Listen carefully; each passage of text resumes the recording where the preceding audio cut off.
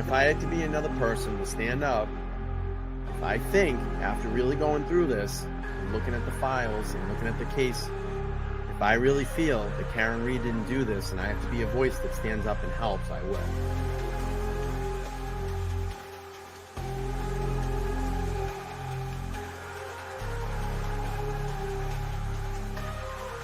We are expecting to learn more about the allegations against the girlfriend of a Boston police officer who was found unresponsive in the snow Saturday morning. I-Team sources say Karen Reed was in a relationship with John O'Keefe. She's facing charges including motor vehicle homicide and manslaughter. We're the only ones fighting for the truth of what happened to John O'Keefe. And me and my family and my attorneys and my team have marshaled every resource to get to the truth. Just feels like no one else wants it. Now, just be clear, you didn't do it. We know who did it, Steve. We know.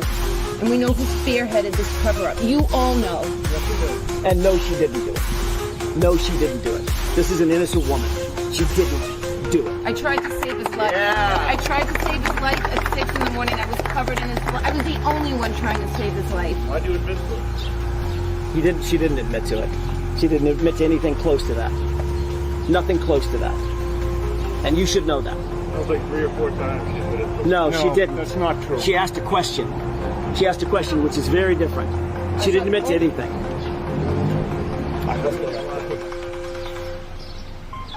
I'm going to tell you one thing. Karen Reed's not going to fold. Karen Reed's not going to give up. Defense team's not going to quit. The Free Karen Reed movement is going to continue.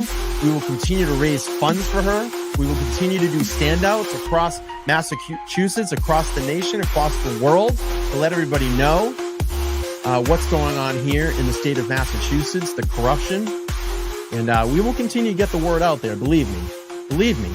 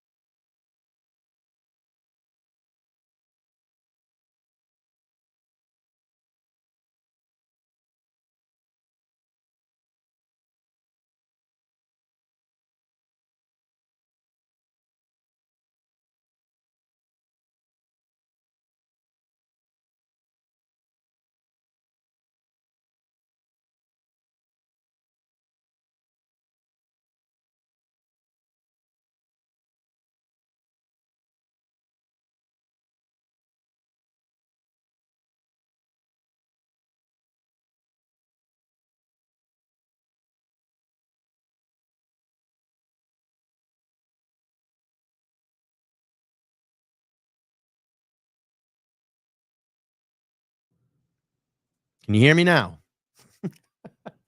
All right. Well, welcome back in, everybody. This is Let's Talk Live here on the LTL Media Channel. Tonight is Friday Night Heat. I feel like a moron that I'm going to do this again. Tonight is Friday Night Heat, and there was definitely a lot of heat in the courtroom today. I didn't get the opportunity to watch testimony live all day long. I caught about an hour of it this morning, and then I was kind of dipping and dabbing throughout the day when I was on my lunch break at work. But AJ definitely brought the heat, and it was phenomenal at the end. I got to catch the end of it here. I watched a little bit of it before we went live tonight, and definitely brought the heat. And we're getting a different Jennifer McCabe. We are definitely getting a different Jennifer McCabe. It was funny when her direct started the other day. My good friend Nan Gallagher texted me instantly about 10 minutes in and went, "Oh my God." She went to a stylist and she went to someone to prep her as a witness, a strong preparation as a witness. She held tight.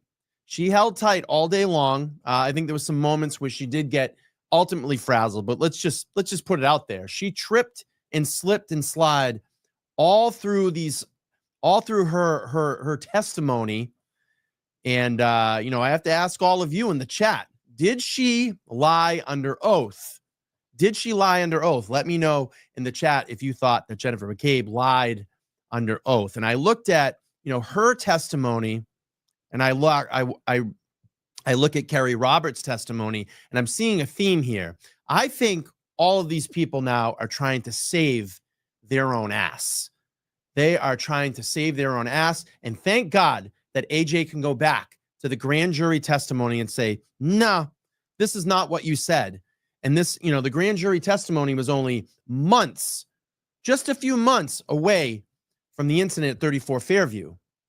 So that is the truest recollection of everything that happened that night. And as we're seeing grand jury testimony, hearings, Karen Reed trial 1.0, now we're at the retrial here, and we're seeing it constantly change. We're seeing the answers change. They're fluffing information. They're adding things in that wasn't there in the first trial, the grand jury testimony. And AJ came hard, and he got her tripped up quite a few times on the stand today. Everybody's saying lying, lies, lied like a rug. Hell yeah, she lied 100%. And this is, everybody trying to save their own ass now. Because I'm going to tell you right now, and she even tried saying it today, as you know, the investigation is over. She means the feds, but I'm telling you right now, feds are still watching. They're definitely watching. They're definitely watching. They haven't stopped. They haven't stopped watching. All right, let's get a comment from Karen Reed outside of court today, and then we will play through some. I don't think I'm going to get to all of it because it is quite long, but we're going to play through most of Jennifer McCabe's testimony from today. Let me bump up the screen here. We'll bring in Karen Reed outside of court today and her comment after Jennifer McCabe's testimony. Sorry, AJ. Perfect. End of the weekend, bud. Perfect. Now, what do you think the jury thought? That's the Jen McCabe impeachment material. It's voluminous. Yeah. What do you think the jury thought of Jen McCabe? Anyone with common sense would think of Jen McCabe, I hope. What did you? Who's the mastermind behind this? You guys have pointed to Albert, but she certainly spent a lot of time on her in terms of her role in this. But it's always inconsistent. She's not consistent, so. So she can't be a mastermind if she's inconsistent? I would maybe use the word quarterback. Karen, that text message, if she pleads, this will end. If she fights, it'll be an episode. When did you first see that text, and what's your reaction? Yeah. I saw that text prior to the first trial. I don't know what would make them think I'd plead at anything, because I didn't do anything. What do you make of the blood alcohol extrapolation? Do you think it could have been 3 times the legal limit?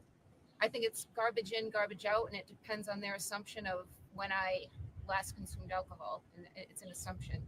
Will we eventually see those media clips that your lawyers objected to today? There'll be lots of clips, yeah. Will we see those? Will we see those? Most likely, yes. They're just, some are taken out of context, and the context needs to be added. Jen was on for 3 days. Do you think that she will be the longest of the people you plan to cross? One of them.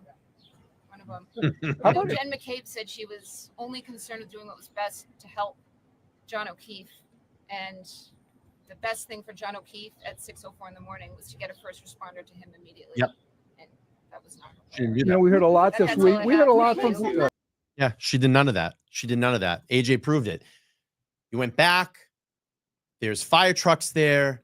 There's police cars there. You know that Brian Albert inside of 34 Fairview is a first responder and is trained to save lives. And you did nothing. You decided to pick up your phone and make 2 phone calls. Not go into the house, but make phone calls.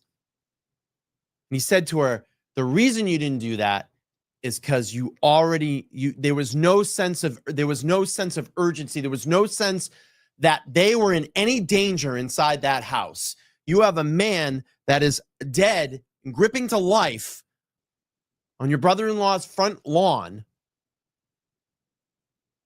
and you do nothing. And you don't think that's weird that you wouldn't go to the house and knock on the door, scream at the top of your lungs, Brian, get out here and help, someone help. But AJ pinned her up against the wall on that. And she said nefarious today, too. There's nothing nefarious going on. And she talked about telling stories. This is our story. AJ's, well, what story? Oh, well, the truth. Yeah, right. Got a $10 super chat here. It says, you know it's bad when even at some point Brennan admonishes the judge to calm down because she knows how bad it's making Jen look to the jury. Exactly. All right, let's get into it. Let's pull some of the Jennifer McCabe testimony up. I don't know if I'm going to get to all of it tonight, but we'll get to some of the juicy parts here.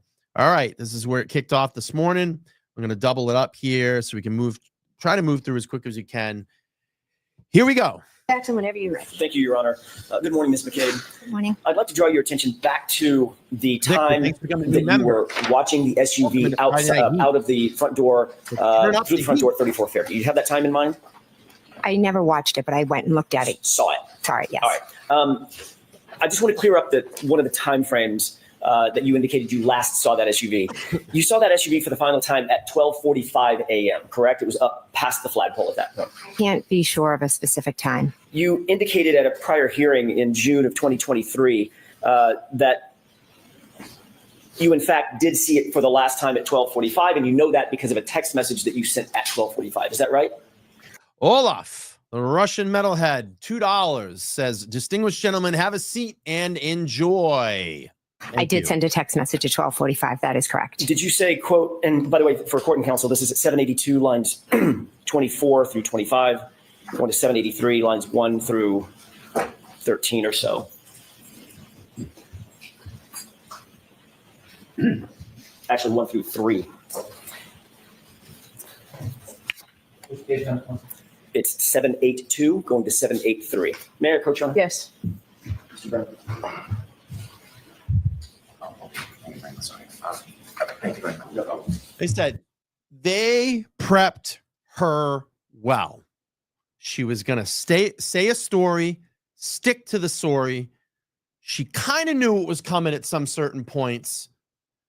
And she's going to try to distance herself now as far as she can. And this is why I said, if you go back and watch Kerry Roberts, they're trying to save their own asses now. That's what's going on.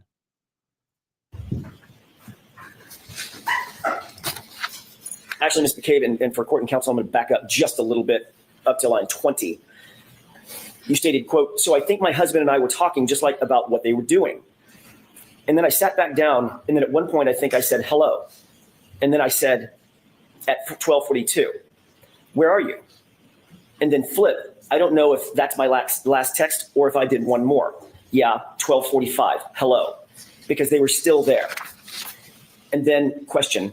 So the dark SUV was still outside the house at 12:45. Answer, at 12:45. Do you remember that question and answer colloquy back in June of 2023? I've been asked a number of questions, specifically those words, no. I do remember testifying. I believe I said, I think in there. I think that, and to be honest. You know, here's another thing that I kind of was notating today. Isn't it funny that when Alan Jackson is cross-examining Jennifer McCabe, that her memory is foggy and she can't remember and she said a lot of things and she doesn't know when her statements were during certain hearings or court proceedings. But isn't it remarkable that every single time that she was direct with Hank Brennan, her mind was sharp as a tack. She knew all the details. She had all the numbers. She had all the times to perfection. Funny how that works, right? Funny how that works. The Goodmans, thank you so much. A member for 7 months. Says you do amazing work, Brian. Thank you. I appreciate that. You're all amazing here for hanging here in the chat and on the channel. I appreciate it. All right, let's go. I'm not sure of exactly the times. I didn't pay close attention to when I was texting and when I was sitting. I was going back and forth to the door. But in June of 2023, at a hearing under oath, you did say that it was at 12:45 that you last saw the vehicle. I believe I said, I think. I love this too. She's distancing herself from Tully and Michael Proctor. What they said in their report, what you told them but what they wrote in their reports are completely two different pieces of information. Their interpretation of what they wrote down is not what she said. I love this shit now too. So again, she's trying to distance. This is what's going to happen with all these people now. They're going to try to distance themselves as far as they can without really kind of throwing in the towel here, because they still got to kind of stick together to keep their bullshit story together. But they're going to try to keep distance themselves now. I believe the word I think is in there. You believe it, you're not sure. Okay, I'll look at it. Refresh your recollection. Sure. May I approach? Yes. Same page. Thank you.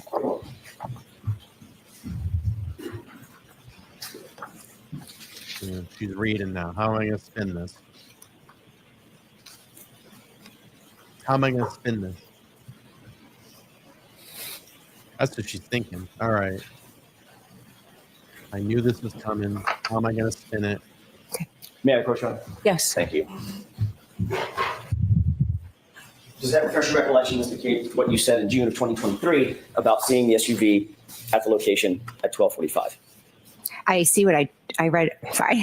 I saw what I just read. I don't remember my exact words of every testimony, but I did just read that. Yes. And in fact, what you said remember. back in June of 2023, quote, I don't know if it's my last text or if I did one more. Yeah, 12:45, hello, because they were still there, period. Correct? That's a part of what I said. And then the question was, so the dark SUV was still outside the house at 12:45, answer at 12:45.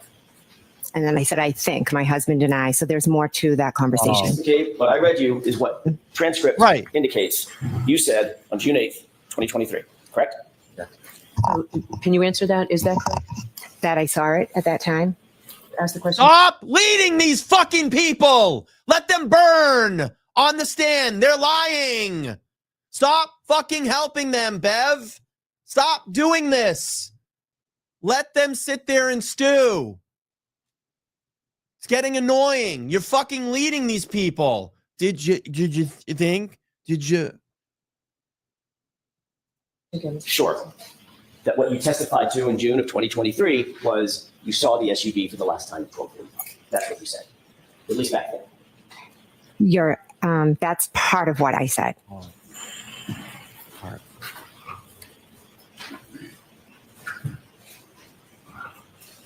I don't know if that's my last text or if I did one more. Yeah, 12:45, hello, because they were still there. Question, so the dark SUV was still outside outside the house at 12:45, answer at 12:45. That's what we actually testified to in June 2023. That's what that says, correct. Thank you. You've been asked about with whom you communicated first thing in the morning when you received that 4:53 a.m. call. There at that call and thereafter, shortly thereafter, within those next few minutes, correct? Yes. As a matter of fact, you were asked by Trooper Prince in a formal interview on February 1st, 2022. I know that was a while ago, but in that initial formal interview 3 days after the event, Trooper Prince, the female trooper, asked you who you called or who you communicated with during that important few minutes after you received the first phone call from Kaylee's phone, correct? I'm not sure of our exact conversation, but she did ask me a number of questions. Do you remember telling her, I spoke with Karen Reed, obviously? Yeah. Again, I answered whatever question she asked me. So Okay, if she asked, I did speak with Karen Reed that morning, correct? Okay, Ms. McCabe, my question is, did you tell Trooper Prince 3 days after the fact, I spoke with Karen Reed? Yes or no? If you have a report, I don't remember the specifics. I met with many, many police officers. Sure.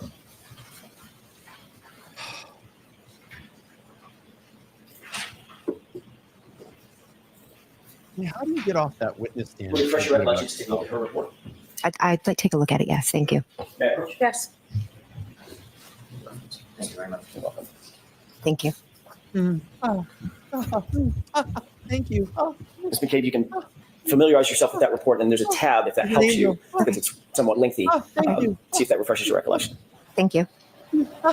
Oh, so polite.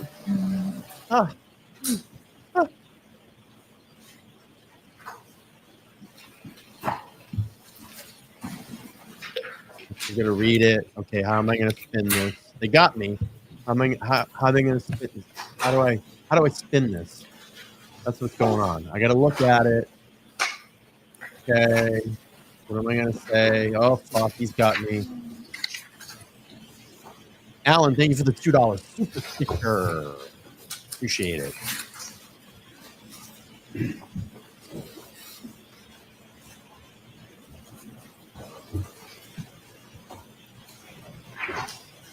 Okay.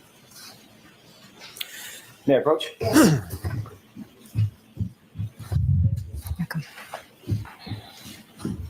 Ms. McCabe, did that refresh your recollection as to what you told Trooper Prince? I know what happened, so I just answered Yes or the no? questions. Yes or no? Does that refresh your recollection as to what you told Trooper Prince? Yes. Okay. You told Trooper Prince that you had a conversation on Kaylee's phone with Miss Reed, correct? Yes. That you also called Julie Albert after you got off the phone with Miss Reed the first time. Yes. And then thereafter, at some point, you talked to Tom Beatty, correct? I never spoke with Tom. I'm sorry, my mistake. I misspoke. You called Tom Beatty. Yes, I called Tom Beatty. Did not get through to Tom Beatty. I didn't. No one answered. Yes.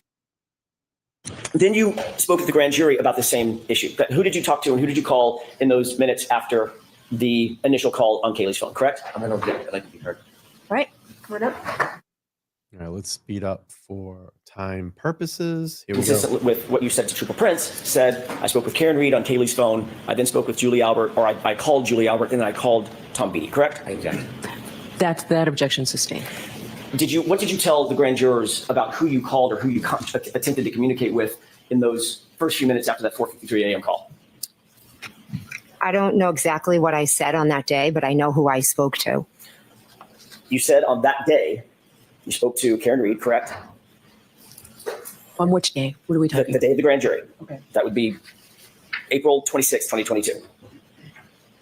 I don't have the paper in front of me, so I don't know my exact words. Well, I'm not asking for your exact words, but did you tell them, as you sit here, do you remember telling the grand jurors under questioning by the Commonwealth that you spoke with Karen Reed? I spoke with Karen Reed that morning. Again, I've been at many grand juries and different things. So to remember specifically, I don't remember specific questions and specific answers. But yes, Karen Reed did call me that morning on Kaylee's phone. My question is, what did you say to the grand jurors? And you're saying you don't remember? What question are you asking me? Whom did you attempt to communicate with in those first few minutes after you first received the phone call on Kaylee's phone? If you're asking me now, I Oh can my answer God, you. I answer don't the remember this. question. I'm sorry. I don't remember the specifics. If you want to show me Remember. and then I can review it. I know that You want to show me because I need to spin it. So you need to show it to me so I can spin it. Answer the question. How would you forget any testimony that you would give to the grand jury? That is the first time that you're getting taken in to talk about the event that happened at 34 Fairview. How would you forget that moment? That's like a life-changing moment. I'd be shitting my pants if I was called in, or I'd be pretty in tune with what is going on if I was called into a grand jury. That's a pretty serious fucking event in life. How do you forget about that? How do you forget about what you said? I mean, come on. the answer to the question. I'm just not sure of my exact words on that day. I didn't ask you what your exact words were. I'm asking you about your memory. You're testifying based on your memory, Ms. McCabe, are you not? Object. All right, go ahead and answer that. Aid me. Answering these questions based on your memory, Ms. McCabe. So I'm answering questions based on my memory of what happened on the 28th and the 29th. I've testified multiple times. I've been interviewed by multiple police officers. So to pinpoint one conversation is a bit of a challenge for me. But what I can tell you is what I remember from that day, which was, I'm sure, very similar to however I answered, because it's the same. Yeah. Refresh your question. It's the humanity. Humanity, Jen. Thank you. I didn't get an answer to that question, Ms. McCabe. I just have to do this for the record. Refresh your recollection. The humanity. I'll look at it, yes. Look at the jury. Sick. Sick, sick, sick. Sick.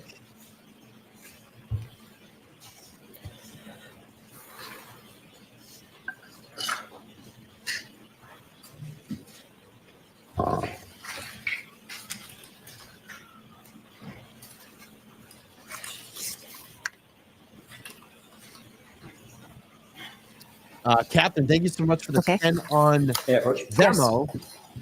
She's asking, and I've kind of heard this a lot today about Paul and Peggy, why they left court. I don't know. I really don't know. I truly don't know. Like I said, I wasn't completely in tune with all the things that were going on in and around court today. I got to kind of peek in at certain points during work today, but I really don't know. Thank you. Did that refresh your recollections about what you told the grand jurors in terms of whom you communicated with or attempted to communicate with that morning? Yes. What did you tell the grand jurors? I told them that I communicated with Miss Reed and that I called Julie Albert. And Tom Beattie. Oh, and Tom Beattie, I'm sorry. Right. So in both of those statements, to Trooper Prince when you were asked about your communications, and at the grand jury, by the way, at the grand jury, when you were asked who you communicated that morning, who you communicated with that morning, you didn't need to see a report, did you? You didn't ask to see a report like you're doing here. Well, I'm asking because you're asking specific questions about what I said on a specific day. And depending on who's asking the question, they ask questions in a different manner. So the answer is always going to be the same. If you ask me who I spoke to, I'm always going to tell you I spoke to Miss Reed and Julie. I called Julie Albert and I called Tom Beattie. The answer is always the same, but the way the question asked and maybe some of the words that I use may be different. And I don't remember on specific days. I've been questioned many times, but the answers are always going to be the same. The wording may be different. Yeah. You done? Mitch, is that answer? Yes, I am. Okay. I'm going to allow that, but let's move on. I'm trying to write. She's painted in a corner right now. You contacted that morning at the grand jury. What she's trying to do is make her seem. You can see it here. The demeanor has changed because she's getting pushed up against a wall. AJ's starting to creep in, move towards her, and what's happening is. You see her body language. She came down. I'm not a body language expert. I know people from working in sales and talking to people face to face for many years. She's now made herself look meek. She's pushed herself back in the corner and she's going to do this face now because she had to do a long explanation for the jury. You have your recollection of the first minute. You said, I talked to Karen Reed. I called Julie Albert. I called Tom. Cooked right now. Correct. And that's exactly what you told Trooper Prince as well. Karen Reed, Julie Albert, Tom Beattie. Oh, she was asked about that today from Alan Jackson. But you did make another phone call that morning that you left out of both of those statements, didn't you?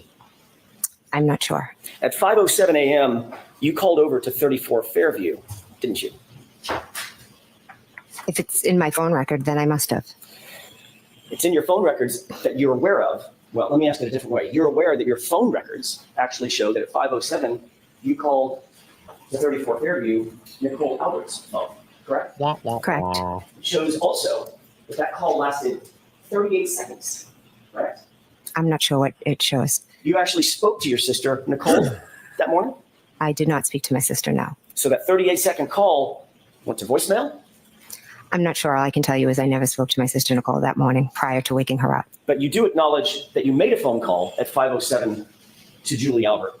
I'm sorry, to Nicole Albert, your sister, over at 34 Fairview in those early morning hours. Right? Yes, I learned after. When I'm first being questioned, it's days after. It was a chaotic morning. I remembered the waterfall, Julie, then Tom Beattie. Calling to my sister wasn't as important ingrained in my mind at that point. No. And then she also testified today that when she returned back to 34 Fairview with Karen, she testified today that she saw taillight. Now, how could you see taillight if they hadn't blown the snow yet? Riddle me this. Answer me that. Testified at a grand jury, not hours or days later. Testified at a grand jury months later, correct? Correct. And at that grand jury, you also left out the fact that you contacted your sister, correct? There's nothing nefarious. I remembered who I called. I didn't go back and look at phone records. I didn't say it was nefarious. Why would you use the word nefarious? Because there's nothing about me calling my sister that is nefarious, and I feel like you're insinuating it might be, and it's not. Did you use that word because it sounds nefarious? No, I just used the word because I think that's how you're trying to portray something that is nothing. Or did you use that word because you think that's how it's coming across? That's nefarious. No. Without contacting 34 Fairview. No, not at all.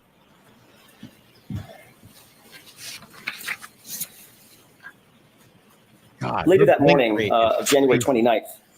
But by the way, you do acknowledge that your phone records show that you called at 5:07 a.m. to your sister's cell phone, correct? I don't have them in front of me, but I believe that is correct, yeah. Were you calling your sister's phone to alert her of something? Is that why you called? No. Oh, no. Later that Yeah, morning on do January that. 29th, after those initial phone calls and after the scene had been cleared, at about 11:30 in the morning, you did have a formal interview with Massachusetts State Trooper Michael Proctor, did you not? I did, yes. The day before yesterday, you testified that Karen Reed, actually I think it may have been Tuesday, you testified on direct examination that Karen Reed just showed up at your house screaming, correct? Correct. In point of fact, you told Michael Proctor. Nan Gallagher, only Nan. Thank you so much for the $200 super chat. I appreciate that. She said, keep showing up. We'll catch you on the replay. You know what I'm going to do tonight? I'm going to split down the middle and I'm going to donate $100 to Karen Reed's Defense Fund tonight when we end this stream tonight. So thank you for that. And I'm going to split that. I'm going to donate $100 to Karen Reed's Defense Fund tonight. So thank you. I appreciate that. And you will see Nan Gallagher here on the Monday Night Windup this Monday at 8 p.m. Eastern Standard Time when she joins me with my also special guest, retired Mass State Police Trooper Todd McGee. So the three will be back on the panel here on Monday. And I'm sure we have a lot to talk about Jennifer McCabe. But I'm going to split that and I'm going to donate $100 to Karen tonight because she needs it more than I do right now. So we'll do that towards the end of the stream. Right. Let's get through In here. that 11:30 a.m. or thereabouts, that interview that morning. Then on January 29th, when Karen was on the phone with you, you told her to come to your house. Isn't that true? No, I never told her to come to my house. She told you she wanted to go search for John. And instead of saying, I'll come meet you or I'll go wherever you want to go, you told her, no, come to my house and pick me up and we'll go together. Correct? No, that's incorrect.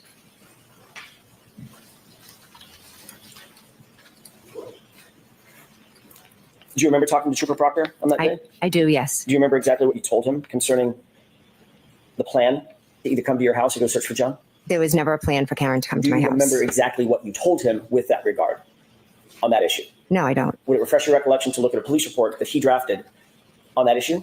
Well, those are his words or summary. That's not my question. I know these are his words. He wrote it. Mm-hmm. My question is, would it refresh your recollection about what you told him to take a look at his report? I know what happened and I know what I told him. I don't know what's written in that report. Yes or no? I don't need to see the report, no. Because it would not refresh your recollection to see a report where he indicated that you told him that you directed Miss Reed to come to your house. I object. The objection is sustained. I'm going to strike that.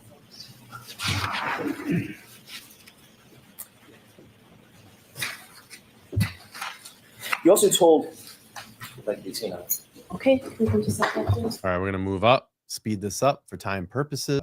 Let's see.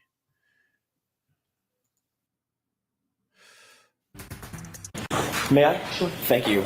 Ms. McCabe, during that same interview, you also told Trooper Proctor that while driving back. Just show everybody this really quick for transparency purposes.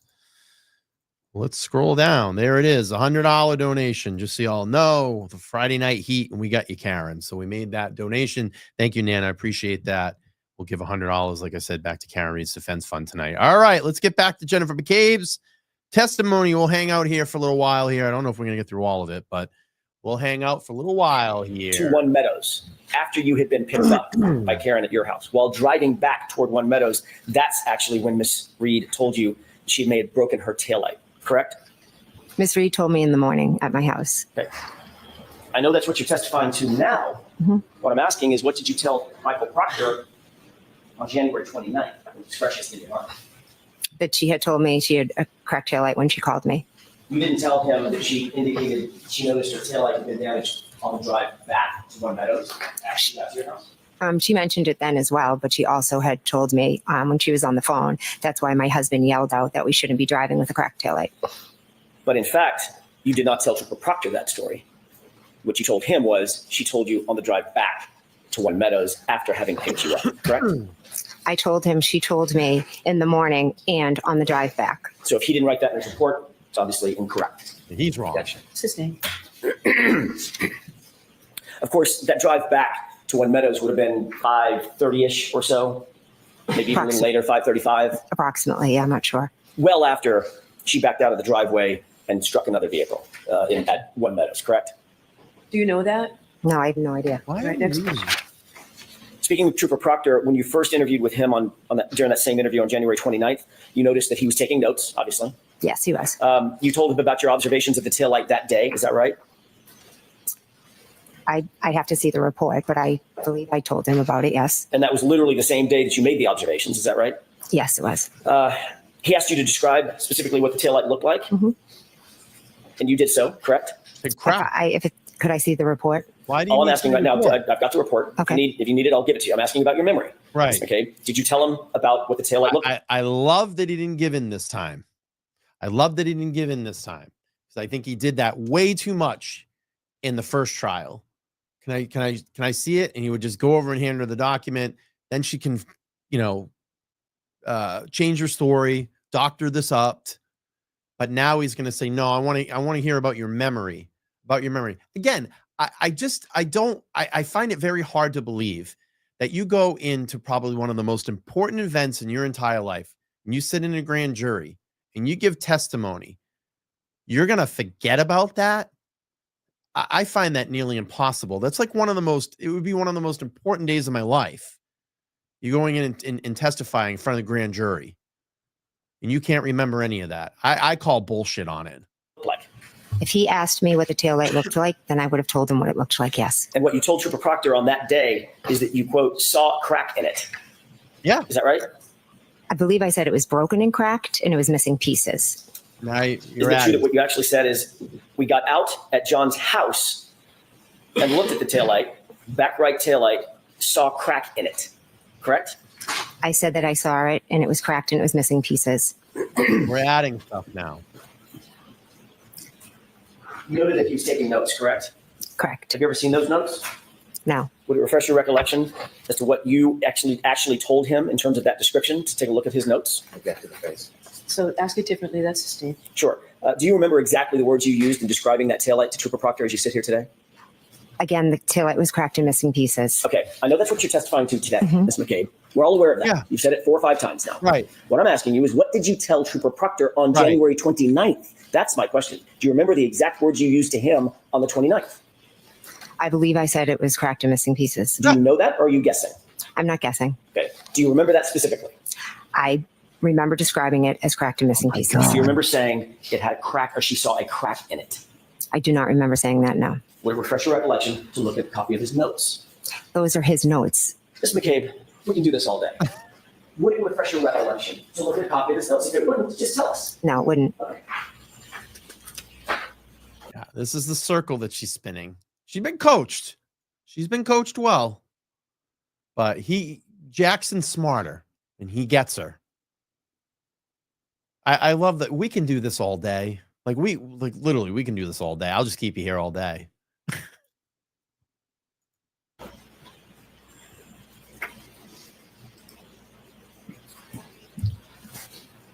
As you sit here today, are you telling this jury that you deny saying to Trooper Proctor, you saw a crack in it? Are you denying that statement? I'm not denying it. So you could have told him that. He asked me multiple times different questions. I spoke to him at my house, and then he had called me. So maybe one time I said it had a crack in it, and another time I said it was broken and missing pieces. So it's very possible that that's how you described it on the 29th, Ms. McCabe. It had a crack in it, right? And missing pieces. I'm not asking you to finish my sentence. I'm asking you, is it possible that's what you told him that day? It had a crack in it. Yes or no? Yes, that was one way. Mhm.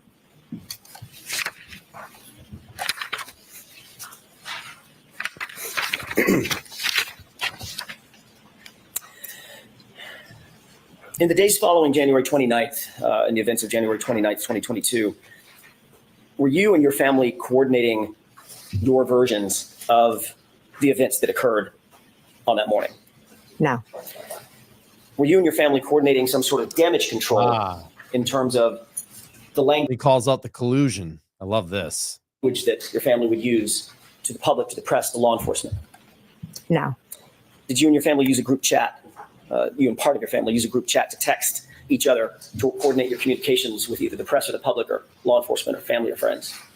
I have multiple group chats with family and friends. You had a very specific group chat that included yourself, Nicole, your sister, Brian Albert, and Matt McCabe, correct? Yes, I did. It's going to be the collusion part. I remember this. Your Honor, if I may. Okay. Where it gets really good now. What are you looking at?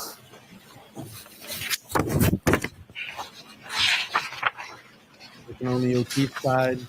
I have a 2-page document that I'd like to have marked. Right. Ask to approach. Sure. Thank you. Did you show Mr. Brennan those? He's running. I failed to show you. It's okay. I'm an angel. Thank you.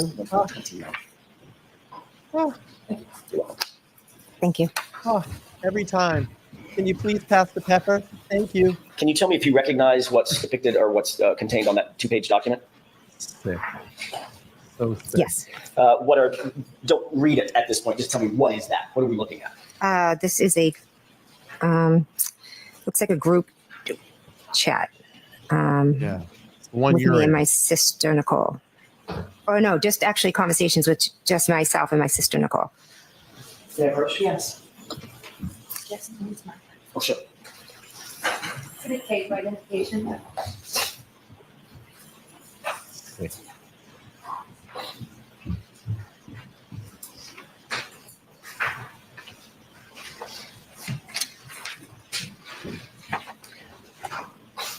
Did you happen to catch the date of these chats? I just took the document away from you. I apologize. That's okay. I didn't know. Can I approach? Oh. Do you have an extra Okay. copy so she has one of you? I'll just leave that one. I don't have to copy for myself. I'll leave that one. Thank you. Can you please pass the pepper? Do you note the Thank date you. of that series of chats? Yes, it says 12922. Okay. Is that chat just between yourself and yourself and Nicole, or is that including others as well? I think it's just myself and Nicole. There was another series of chats, we'll get to that in a second, that does include Nicole, Brian, Matt McCabe, correct? Yes. On this particular set of texts, do you see the first text starting in the green box? That is the text from you to, it says Coco, correct? Yes, that's my sister, Nicole. Okay. And you recognize this text? I do, yes. And you recognize the text following the following bubbles? Yes. I would ask that this be marked for, I'm sorry, moved into evidence. Is there any objection? I can review it briefly. Sure. Why don't I see your sidebar for a minute about this? All right, so the objection is noted and overruled. So, Mr. Jackson, you can put that K for identification is now an exhibit. May I approach? Yes.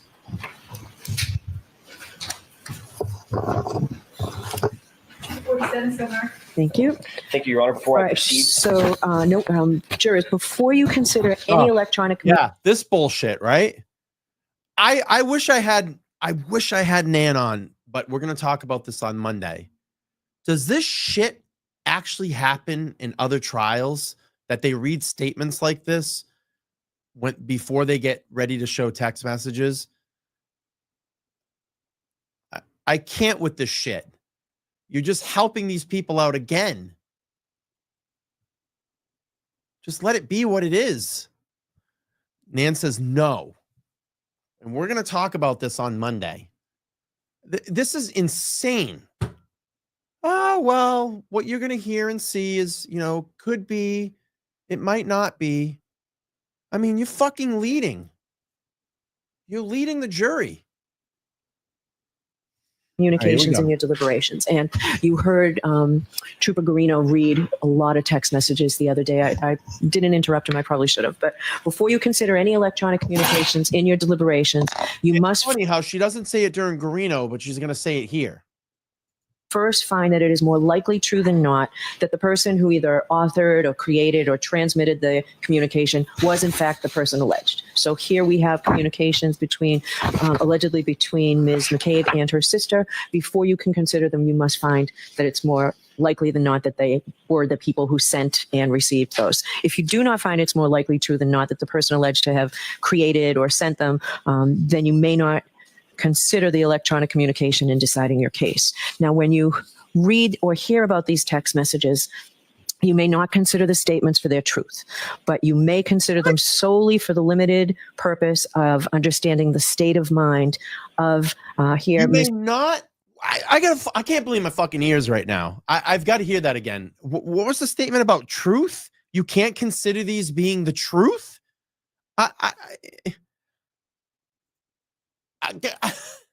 Nan says the judge helping the Commonwealth here. Total Bush League. I can't believe my fucking ears. I got to go back and hear that again. What? To have authored or created or transmitted the communication was in fact the person alleged. So here we have communications between, allegedly between Ms. McCabe and her sister. Before you can consider them, you must find that it's more likely than not that they were the people who sent and received those. If you do not find it's more likely true than not that the person alleged to have created or sent them, then you may not consider the electronic communication in deciding your case. Now, when you read or hear about these text messages, you may not consider the statements for their truth, but you may not consider the statements for their truth? What? So hypothetically, you could just be like, oh, I'm just trying to get around this one so I don't get like censored here or someone thinks I'm crazy. Hey, I just stole 50 packs of bubble gum, and you text that to your friend. And indeed, you really did steal 50 packs of bubble gum, but that's not the truth because it was sent over text message. Okay. So, so does this statement get read when they're going to pull all the text messages up between Higgins and Karen, and we just don't consider that the truth? I don't get it. May consider them solely for the limited purpose of understanding the state of mind of Ms. McCabe when she sent those messages. And you're going to show so now that a Celebrite extraction with her phone number on it, and we don't consider this the truth. Okay. That's what I needed to do. Mr. Jackson, your turn. Thank you, Your Honor. With the court's permission, I would ask the January 29th text be published. Yes. Mr. Wolf, is there a way to, there we go. Margaret, the witness might need that exhibit. Your Honor, may I approach just to retrieve the exhibit? Yes.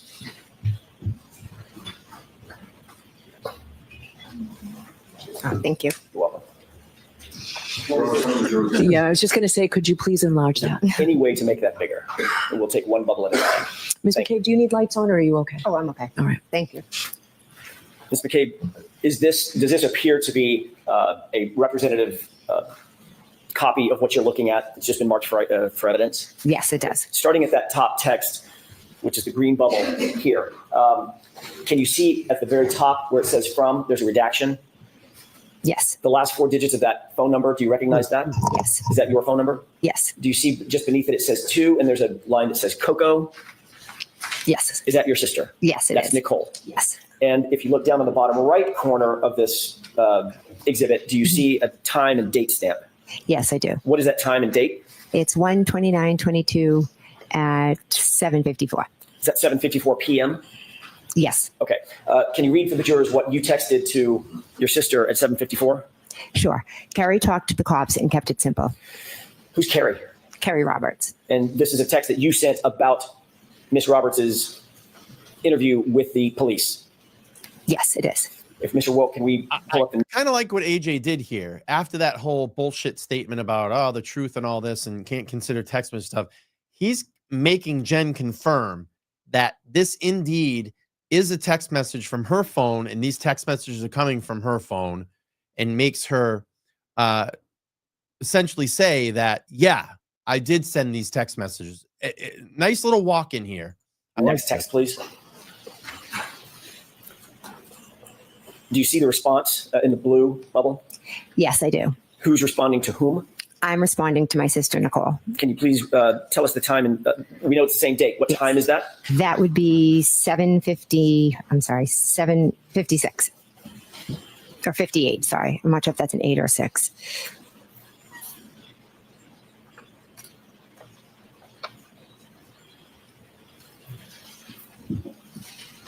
I may have misheard you. The blue bubble is from whom? It's from my sister, Nicole. To whom? To me. Okay, I may have misheard you. I thought you said the reverse. I want to make sure we're very clear. The blue bubble is from Nicole. The green bubbles are from you. Yes, correct. Got it. And this text says, I'm sorry, read that for me one more time. Sure. Okay. Try and get some sleep. Talk tomorrow. Next text, please. What's the time of this text? 7:57. This is from you to Coco to Nicole. Yes. What does that text say? Any update? What did you mean by any update? I meant had she heard anything or learned anything new? Next text, please. Do you see a response from your sister to you? Yes. What does that say? Don't want to text. We'll get about more it. info tomorrow. Don't want to text about it. Yeah, don't put it in a text message. Next I'll text, talk please. to you in person. Is this a text from you to your sister Nicole? Yes, it is. What does that say? Right. Next text, please. What is the date and time of this text? It is 1:29 in 2022 at 8:01 p.m.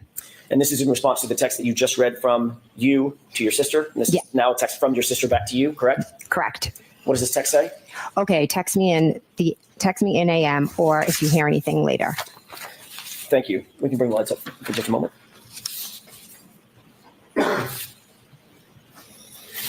One of the texts, the third from the bottom text on the second page, in other words, the top text on the page, was from your sister to you. We'll get more info, TOMM, correct?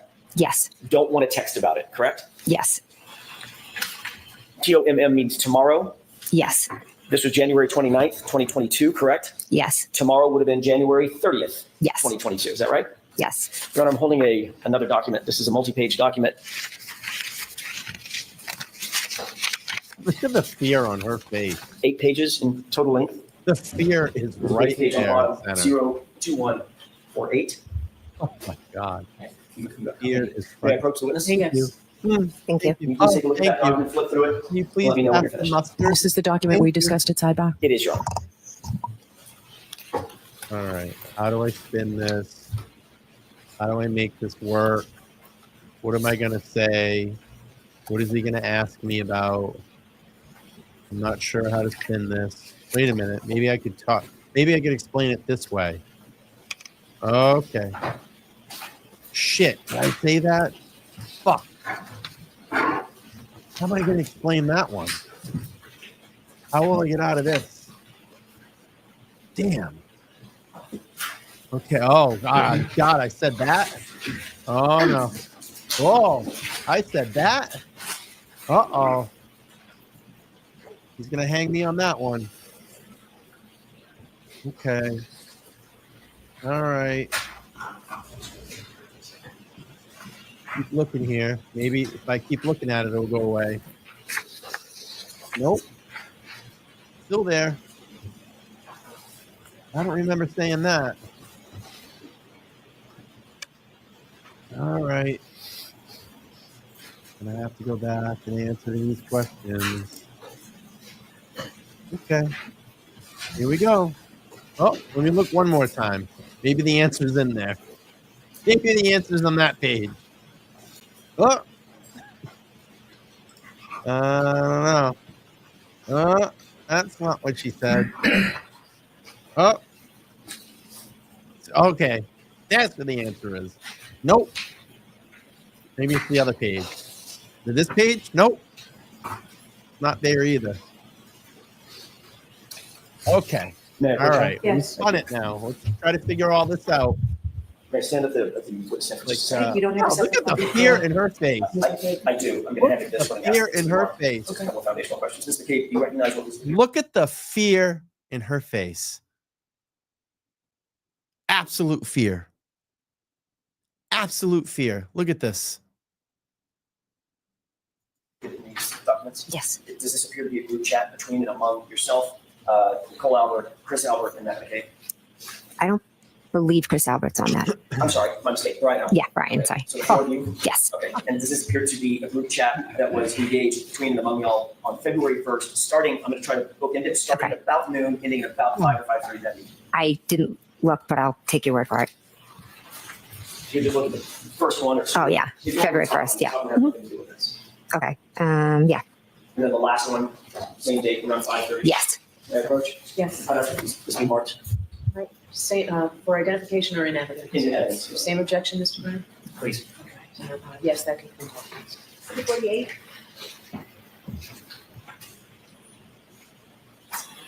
super fake. Can I?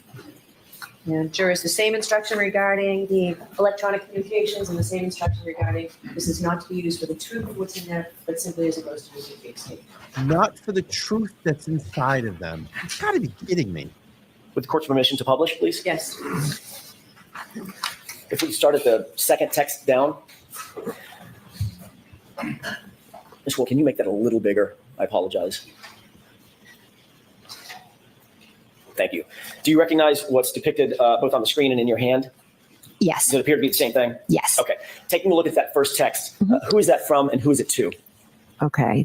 All right.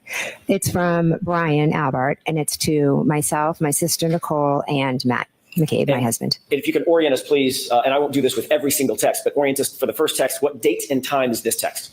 This is February 1st at 12:50. So this is about 3 days after the event in question. Yes. 12:50 noon. Noon, yes. Just before 1 p.m. Yes. What does that text say? Julie said Channel 4 is Zindini. And that's from whom?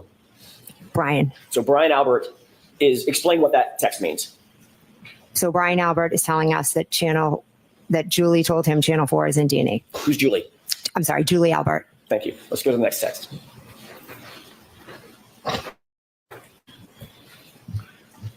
Is this in response to the text you just read? Yes. The prior text mentioned Channel 4 and D&E. What is D&E? D&E is a sub shop that is owned by Chris Albert. Is that in Canton? Oh, sorry. Yes, it's in Canton. On the main street of Canton? Yes. Directly next door to what? Waterfall. Across the street from Waterfall. Oh, sorry. CF McCarthy's. Yeah. Thank you. Across the street from Waterfall, directly adjoining, they have an adjoining wall to CF McCarthy's, correct? Yes. And D, is it D and E or D in E? D and E. D and E. Okay, Yeah. that's just the name of the pizza sub shop. Yeah. All right. Thank you for that context. Ms. McCabe, can you read what this text says, who it's from and who it's to? This is from Matt McCabe to myself, my sister Nicole, and Brian.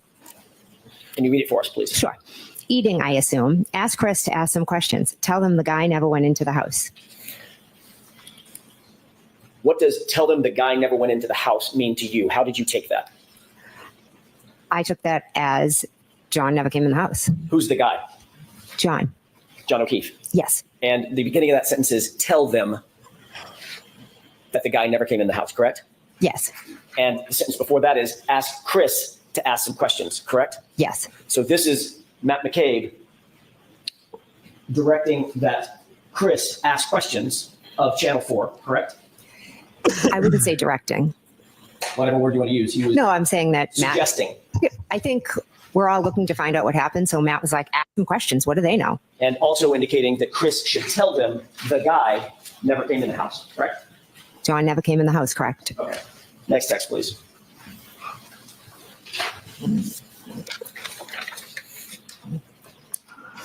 Can you orient us? Who is this text from and who is it to? Okay. This text is from Brian to myself, to Nicole, and to Matt. Brian who? Sorry, Brian Albert. And this is in response to the text above that you just read, correct?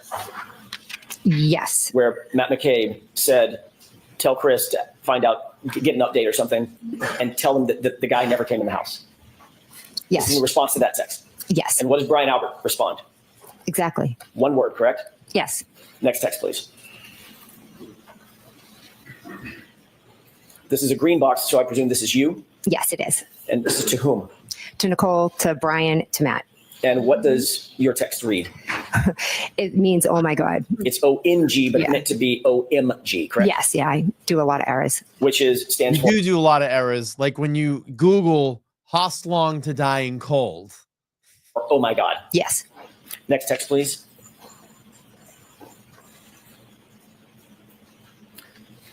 Who's this from and who's it to? So this is from my sister Nicole to myself, to Brian, and to Matt. And what does that text read? It says, I assume it's just to eat, but Brian, if she is there, ask her what the deal is. Next text, please.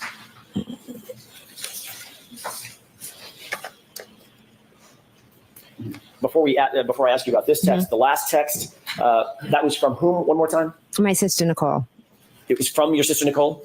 Yes. And she mentions a she, a pronoun she. Yes.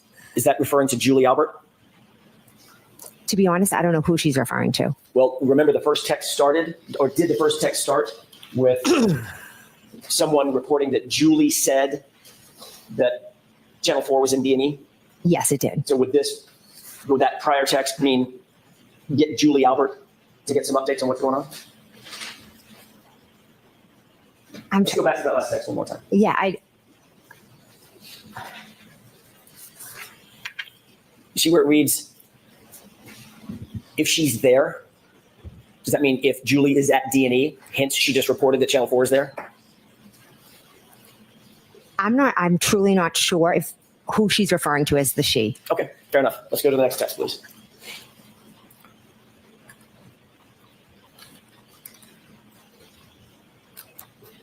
Mr. Wilk, I think you missed one. The one above it. Who's this text from and who's it to? This text is from myself, and it is to my sister Nicole, to Brian, and to Matt. And what does this read? This says to ask if we heard if she is in a mental hospital. Next text, please. Who is this from and who's it to? This is from me to my sister Nicole, to Brian, and to Matt. What's the time on this text? 2:55. And what does it read? Carrie is here going over timeline. Who's the Carrie referring to? Carrie Roberts. What is here? I would assume here would mean my house. Next text, please. Who is this from and who's it to? This is from Brian to me, to Nicole, to Matt. And what does this text read? I did hear that. Next text, please.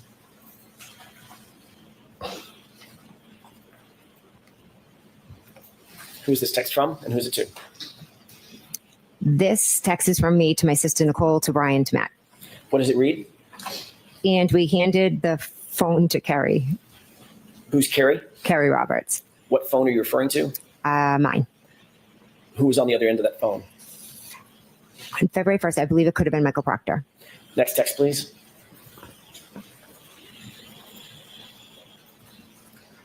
Who is this from and who's it to? This is from me to Nicole, to Brian, to Matt.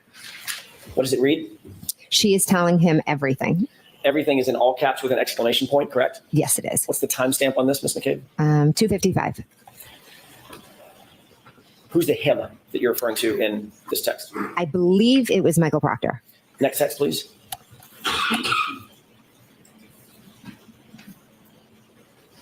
Who is this from and who's it to?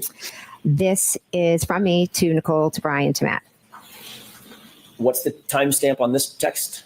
2:55. Same minute that you sent the last text? Yes. She's telling him everything? Yes. And then you follow up with what? All the stuff. Next text, please.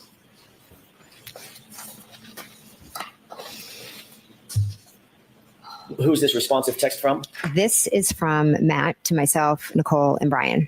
And what's the timestamp on this? 4:35. What does this read? Yep. If she pleads out, it will end. If she fights it, it will be an episode. Who's she? I'm assuming that would be Miss Reed. Next text, please. Who's this from and who's it to? This is from Nicole to me, to Matt, and to Brian. And what does this read? She liked the text about the previous text? Yes. Meaning like a thumbs up or a like? Yeah, it just says liked. So the one that reads, yeah, she. The scribe, remember? Jen's sister, the scribe. Pleads, it will end. If she fights, it will be an episode. Yes. Next text, please. Who is this from and who's it to? This is from Matt. Oh, sorry, to me, to Nicole, and to Brian. And what does this read? Brian, sitting separate. Is that a period or a comma? I honestly can't see. Is that period or a comma between Brian and sitting? Or can you tell? I can't tell if it is or it's just like the way it printed out. I'm not sure. Next text, please.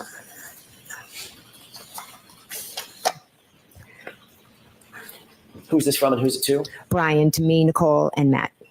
What's the timestamp on this? That is 4:55. And what does that text read? Okay.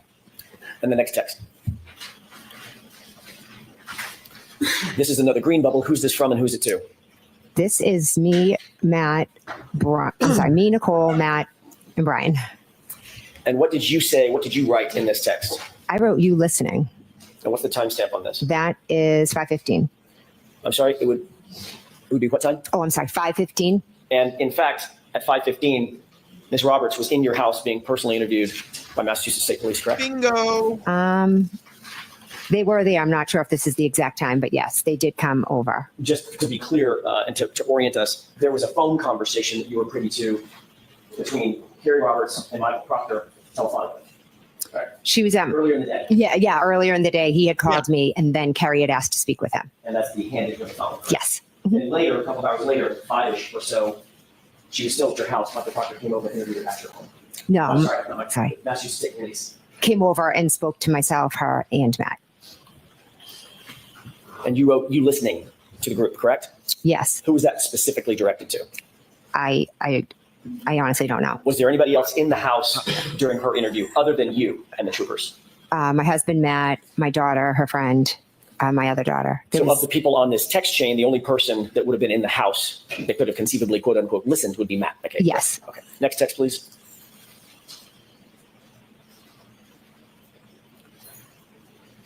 Who's this from and who's it to? It's from me to Matt, Nicole, and Brian. And what does it read? Cops here again. You were reporting to the others on this text stream that the police had arrived at your house. They were in your house with you and Carrie that you just described, correct?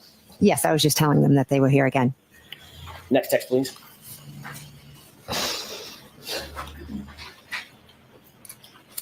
Who is this from and who's it to? This is from my sister, Nicole, to myself, Brian, and Matt. And Nicole says, call us after. And what time was this? This was 5:23. Did you take this to mean that she wanted you to call the group after Carrie Roberts' interview and update them about that interview? I took it as that she just wanted, to call and see what. Wow, Haley, thank you so much. Haley, $100 on the Cash App. Thank you so much. I appreciate that. Wow. Thank you for your big Cash App. I appreciate that. All right, let's the cops said, and if there's any update, any information. Next text, please. The Cash App. Who's this from and who's it to? This is from Matt, and it's to myself, Nicole, and Brian. What time is this? This is at 5:31. And at 5:31, what does Mr. McCabe write to the group? This girl could write a book nonstop. Was that in reference to Carrie Roberts having her interview with the Massachusetts State Police? Yes, it was. And this girl is Carrie, correct? Yes. Next text, please.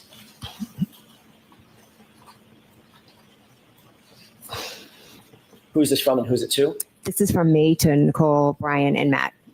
What time is this text? 5:32. And what do you write to the group? I love it. And this is in direct response to Matt McCabe's, your husband's text about Carrie Roberts could write a book, correct? Yes. Suggesting that both you and Mr. McCabe were listening to her interview, correct? We could hear different parts of it, correct? Next text, please.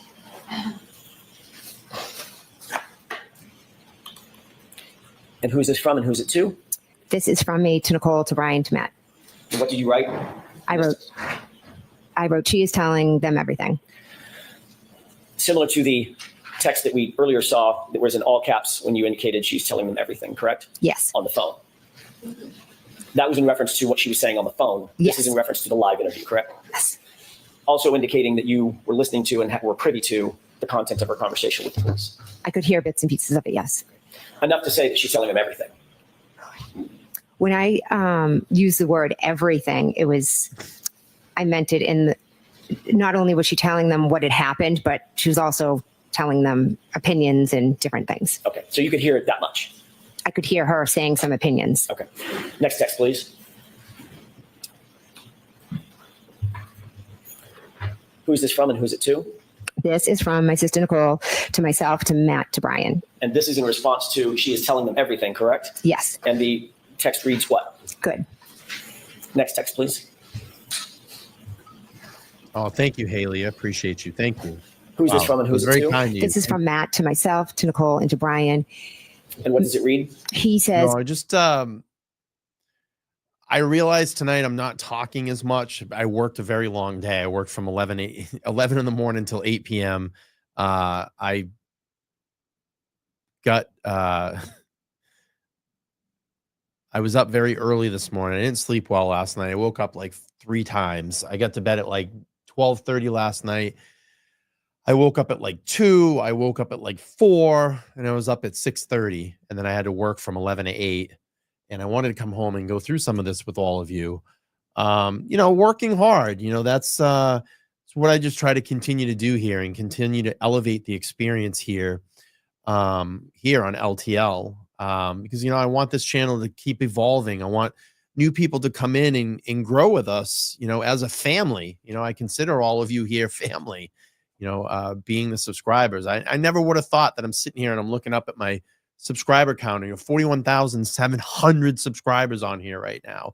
I think it would be a phenomenal goal if, the LTL platform can hit 50,000 by the end of the Karen Reed trial. I think it'd be great.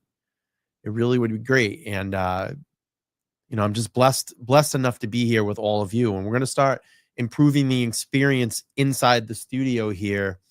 I have a brand new, beautiful table that's being built. We're going to have a new backdrop and really starting to kind of up this, the game. I want to continue to do what I'm doing here. This is a passion of mine, and I thoroughly enjoy it. And I thoroughly love puzzle solving and putting things together and piecing things together and trying to figure out, either what makes it tick or what the conclusion of it is.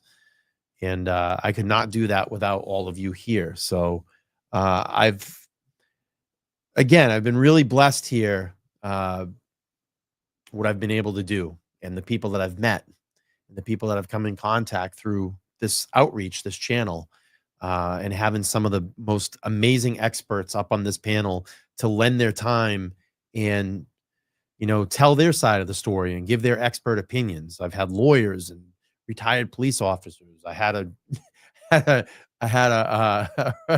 a drug dealer turned DEA agent on. I've had political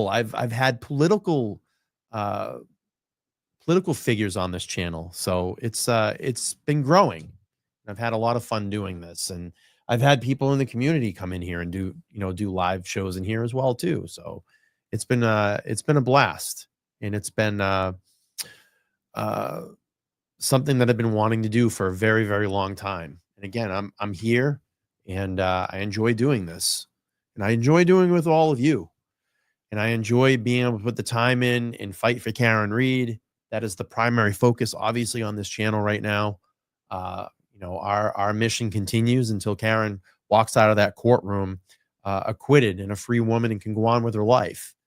And that's why I'm here. I'm here to support. So, Aaron, thank you so much for the 20. Here's to the Karen Reed Family Fund. Thank you. I appreciate that. All right, let's I've made some really good friends in all this, and I've made some really good mistakes as well too. I have definitely made some mistakes throughout this channel. But the good always outweighs the bad. There's some things that I wish I wouldn't have done. And there's some things that I wish I would have done better. But you learn from those mistakes, you get in therapy, you work your shit out, and here we are. We're here all together. All right, let's get back to testimony. If I have to skip through some of this, I probably will. I want to get to the Google search, and I want to get to the end because the finale was great. All right, let's get back to Jennifer McCabe. Thank you. Is going to miss the basketball game at this rate. Thank you. You mean Matt says? Oh, sorry. Matt says going to miss the basketball game at this rate. Indicating that he was still in the house and still privy to the conversation between Kerry Roberts and the Massachusetts State Police. He was waiting for them to talk, but Kerry was, as he said, she could write a book. So he felt he was going to miss the game because she just kept talking. Next text, please. The over-explaining. Unbelievable. That may be the end of it. Yeah, it is. Is that the last text on the page? Yes, it is. May I approach on it? Yes. Do you want both of them? Okay. There you go.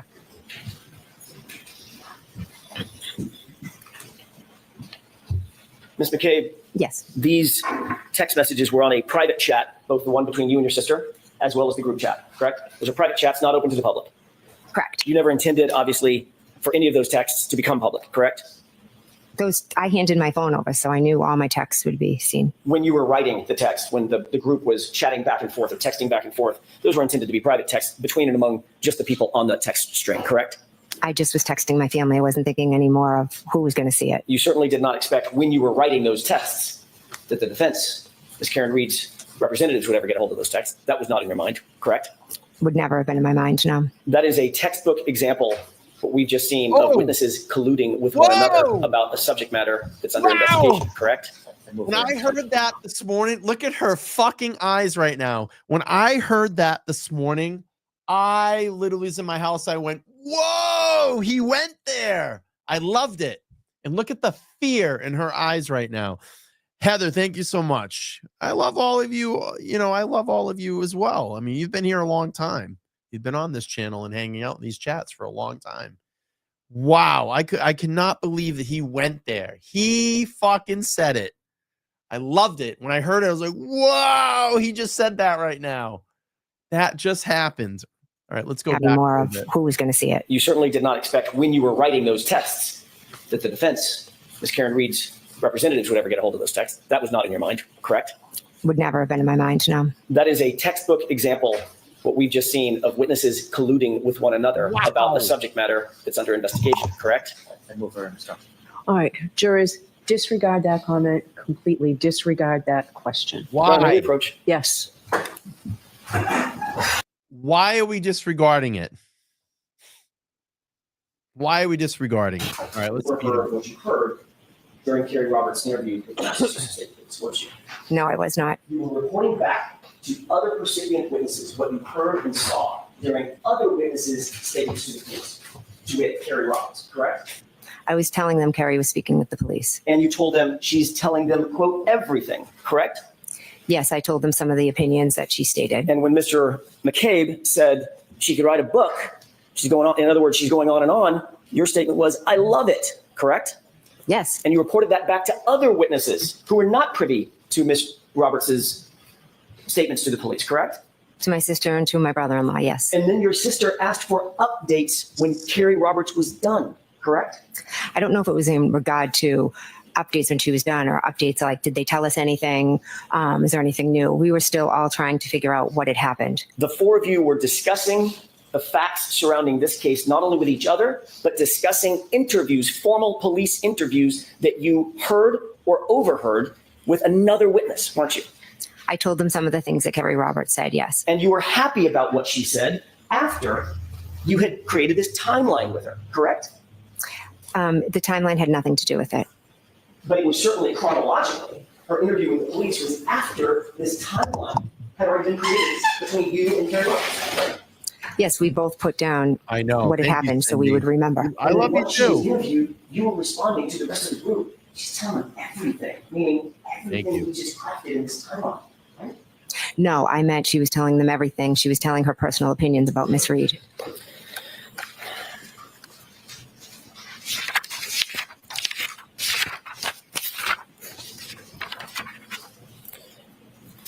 I want to change gears for a second, Ms. McCabe, and ask you about that visit that you took to Michael Lank's house. Oh, this is big. So we nailed it with the GPS. Yeah, I just don't want to keep these at the podium. Thank you, Ryan.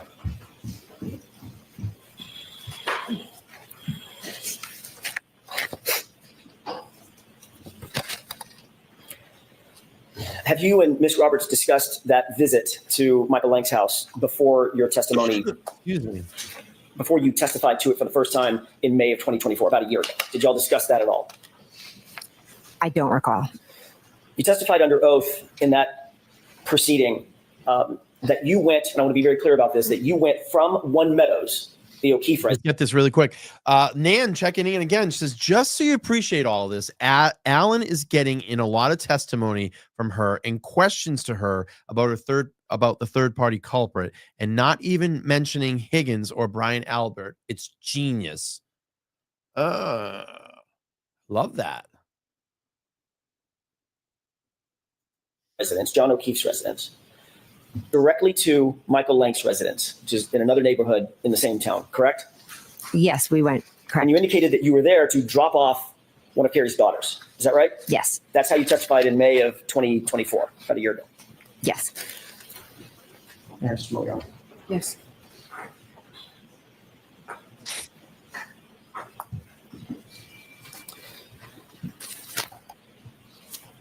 That's true. They opened You the spoke door. to Lieutenant Tully about this very same visit on May 10th, 2024, before your actual testimony in that other proceeding a year ago, correct? Yes. All right. And what y'all talked about was your visit and your travels over to Sergeant Lank's, by the way, Sergeant Michael Lank of Canton PD, correct? Yes. The same Michael Lank that we talked about. Yes. You talked to Lieutenant Tully about that trip over to Michael Lank's house, correct? Yes.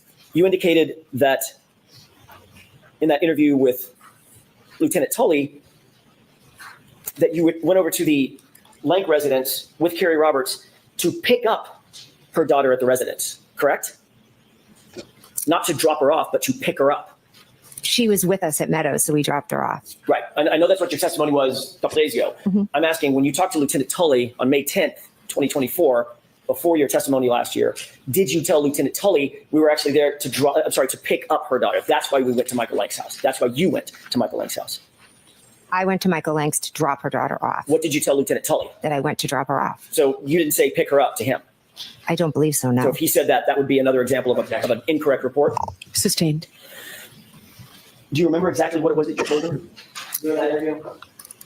I know that Lexi was with us at Meadows Ave and we dropped her off at Mike Lank. So if he Oh, maybe Nan can mention this. I'm not a lawyer. I don't know if Nan's still here. She might be able to answer this, but this is a good question by Cindy. When she brought up the feds, can that now be brought in when talking to ARCA? I mean, she opened the door. She opened the door. Kerry Roberts opened the door. Nan says yes. And I bet you the Reed team got in the car that day and just did a big yes and a pimp fist. A pump fist. Oh God, it's late. All right. stop, pick up, and drop off, that could have happened. But we had Lexi with us and we dropped her off there. Okay, so you believe that may have been his mix-up, not yours? Sustained. Is that? I'm sorry. Do you remember exactly what it was that you told? Yeah, Hank will argue it. During that interview? I know I said that we dropped her off. Okay.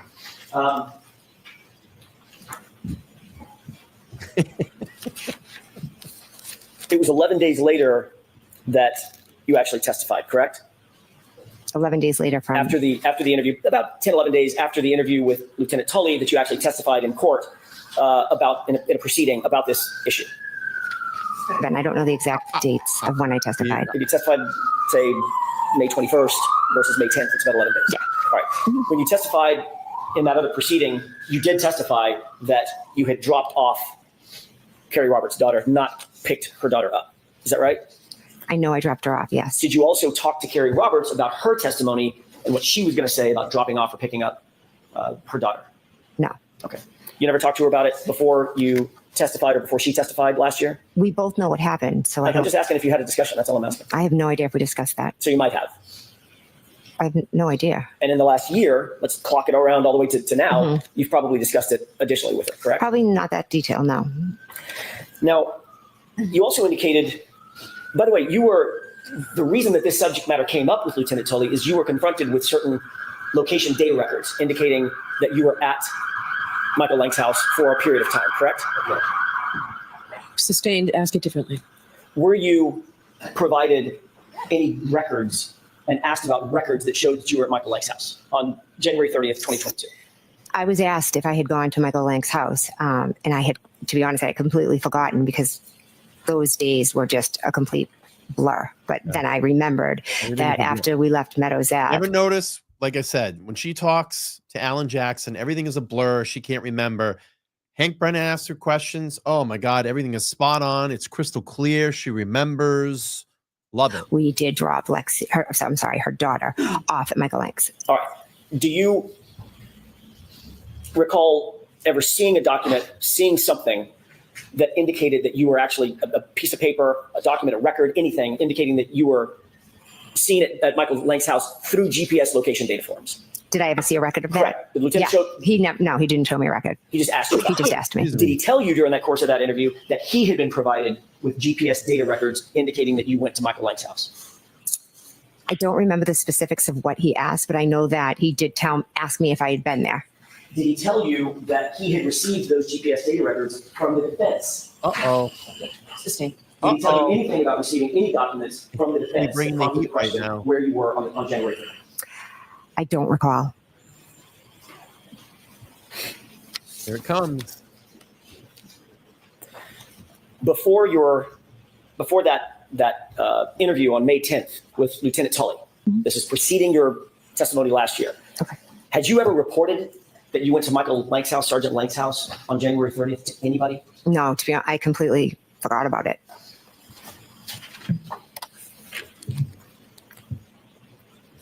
You indicated that during that visit, you sat outside in a car, in Carrie's car, correct?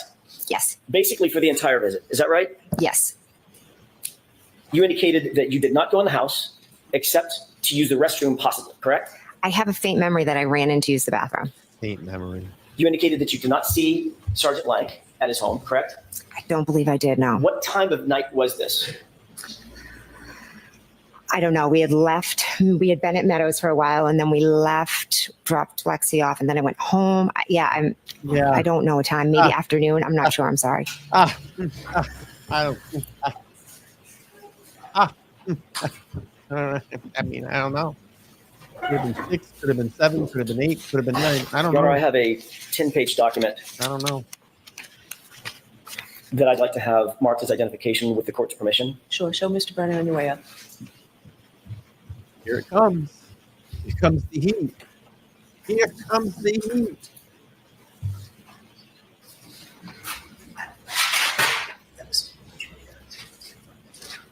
I like when AJ confronts her about those apologies. Why do you keep saying sorry? Did someone coach you to say you're sorry in front of the jury? I have no problem with that. Thank you. Good? Okay. May I approach? Yes. Thank you.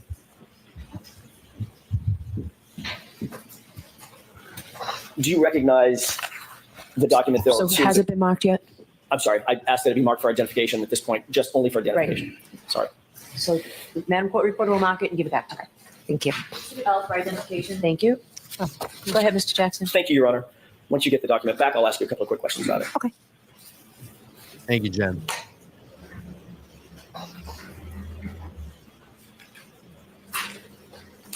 Thank you. You have the document in front of you? Yes. Let's take a look at the first page of that document just to orient yourself. Do you see that appears to be a map, generally? All right. So I'm just going to ask you to take a look at the document and don't describe it. Sure. Take a look at the first page and tell me if you recognize anything on that page. I do, yes. What do you recognize generally about that document? I'll see you, counsel, at sidebar. May I have that, please, Ms. McCabe? Sure. All right, we're going to move it along here in a second. Let's move this up.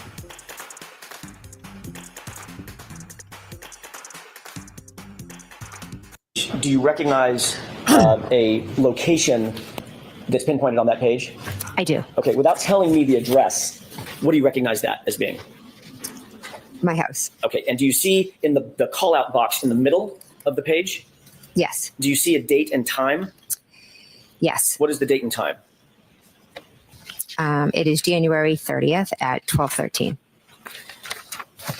Take a look at page 2 on what's been marked for identification. Okay. Do you see a location pinpointed on that page? I do, yes. What do you recognize that location as being? John O'Keefe's home. Is that what we've talked about on Meadows? Yes, Meadows. Do you see a time and date for that location? Yes, 1/30/2022 at 12:19. At 12:19 p.m.? Yes. Okay, thank you. If you could turn to page, 4, skip over page 3 and just go straight to page 4. Mm-hmm. Do you recognize something that's been pinpointed on that map as well? Yes. What is that? Again, don't give me the full address. What is that location that's pinpointed? That is my house. Okay, and do you see a date and time for that location? Yes, that's 1:30 at 5:21. When you say 1:30, January 30th. Sorry, January 30th, 2022 at 5:21. Okay. Looking at page 5, do you see a location Yes. pinpointed on that map as well? Yes, I do. And what's the date and time of that location? That is also 1:30. So as of right now, let me just explain this. Kathy's asked, do I have a show every weeknight? So not every weeknight. I do Monday, Wednesday, Thursday, and Friday alternate, just depending, and Sunday. It's normally 4 days a week. And what you can do is just come to my homepage and you can look, or just join my Facebook page, LTL Media. Find me on Twitter. I'm always tweeting out, when we're going to have shows.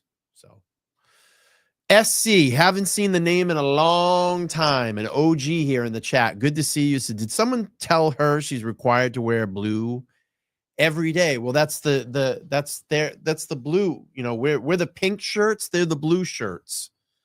They're the blue shirts. All right, let's go here. 2022, and that is at 5:28. Got it. Taking a look at page 6.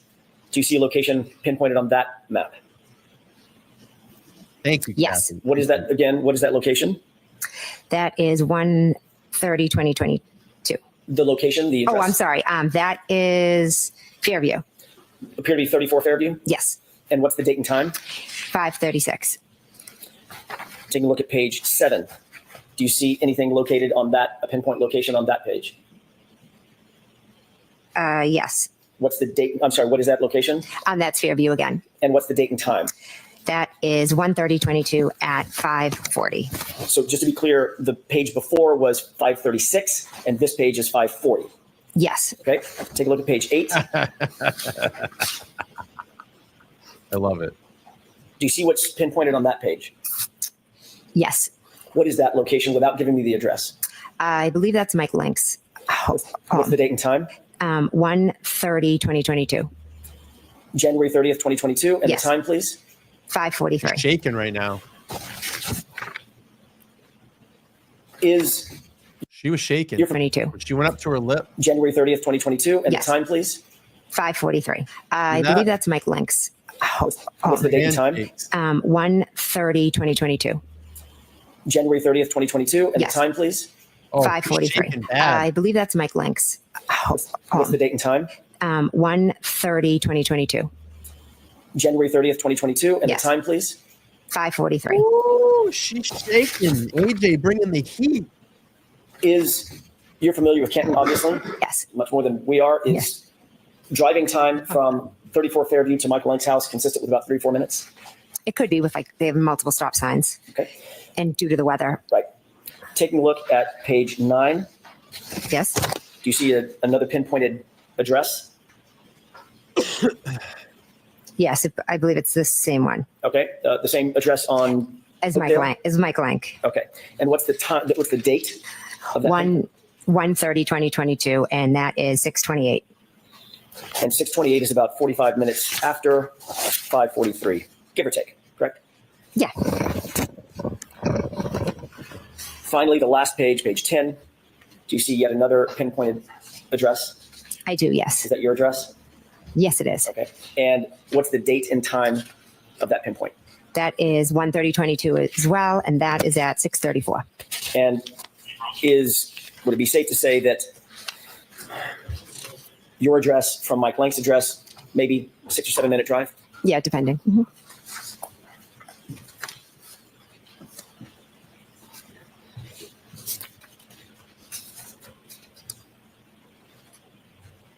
We were talking about what happened when you were at Mike Lank's that evening. By the way, does any of that refresh your recollection about the time that you went to Mike Lank's house? Yes, I knew it was after Meadows and later in the day. Yes. So closer to 5:45, 6:30, correct? Yes. This is in January in Boston, is that right? The greater Boston area? Yes. Gets dark really early. Yes. There was a blizzard. The night before. Yes. Safe to say that it was dark out. Yeah, I Safe assume. to say it was cold out. Yes. The blizzard was still brewing, correct? Didn't go in the I house. think it had stopped snowing by then. Still freezing cold. Believe so. And your testimony is that you sat outside in a car with Carrie Roberts and Michael Lank's wife for 45 minutes. Yes. You actually, and I'm assuming the car was running? Yes. He had to be on full blast? Yes. You're dressed in winter gear? Yes. Because it's freezing out, correct? Correct. You actually got out of the car and went into the house with the restaurant at one point. I have a faint memory. I think I did. Yes. And the three of you didn't just decide, let's just go in the house? No, we didn't. You actually came out of the restroom, came out of the nice warm house, and fought the cold and got back in the car, according to you, correct? Yes, I went back in the car because Carrie was going to bring me home. You stated on direct examination that, and you stated again today, that you stopped by Michael Lank's house, Sergeant Lank's house, directly from the O'Keefe residence as sort of a, my word, not yours, sort of a pit stop to drop off Carrie Roberts' daughter, correct? Correct. In point of fact, you actually drove from your personal residence to Michael Lank's house as a destination, didn't you? I don't remember that. This is what this piece of paper says. I remember just leaving Meadows and dropping off Lexi. In point of fact, it wasn't an errand. It wasn't to drop anybody off. It was a destination that you went to from your house to Sergeant Lank's house on January 30th, 2022, wasn't it? No, we went to drop off Lexi. Was Lexi at your house? She was with us at Meadows, and then we went to drop her off. Right. She was never with you at your house, was she? I don't remember going to my house. So if she wasn't with you at your house, there would be no reason to drop the child off from your house to Michael Lank's house, correct? Lexi was in the car with us, and we dropped her off at Michael Lank's. That's why we went to Officer Lank's house. Yes. And in point of fact, you actually went from your house and did make a pit stop to 34th area before you went to Michael Lank's house, didn't you? We drove by and stopped. Yes. Slowly stopped. Yes. You went in the house and spoke with someone. No, I never went in the house. Why did you go by and just stop? I think Carrie and I just went by to take a look at it. We were still trying to figure everything out. Stay there for 6 minutes. I have to look at the report, but yeah, we were sitting in the car, kind of just like, oh my God, looking. Oh my God. Oh, my didn't go in the house. We didn't go in the house. Oh my God. Look at it. Oh my God. You buying this shit? Oh my God. We had to look at it. I got to go back here for a second. It is incriminating. Stopped. Yes. You went in the house and spoke with someone. No, I never went in the house. Why did you go by and just stop? I think Carrie and I just went by to take a look at it. We were still trying to figure everything out. My God. Stay there for 6 minutes. I have to look at the report, but yeah, we were sitting in the car, kind of just like, oh my God, looking. Oh, didn't go in the house. Laura. We didn't go in the house. No. Nobody came outside to talk to you. No. You didn't speak to Nicole. I don't believe so. Possible. Like I said, Carrie and I just kind of drove by and were looking at the area. This is it right here. I don't understand what they had to figure out. They didn't have to figure out anything. They had to figure out their fucking story is what they had to figure out. Keep it on point. This is what we need to do. This is what we need to say. That's what they're trying to figure out. Figure out the lies. Yeah. And that's before you went to Michael Lank's house, correct? That was on the way to Michael Lank's. So in point of fact, you didn't go directly from One Meadows to Michael Lank's house. I thought I had. I truly thought I had. My memory is not, this isn't refreshing my memory. I do not remember going by my house before Michael Lank's. Do you remember testifying a year ago that,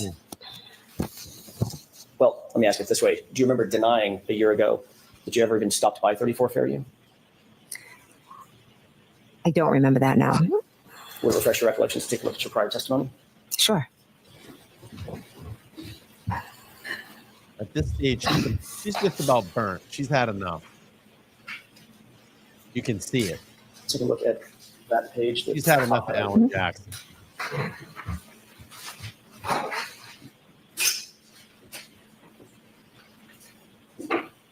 Now it's, oh, fuck.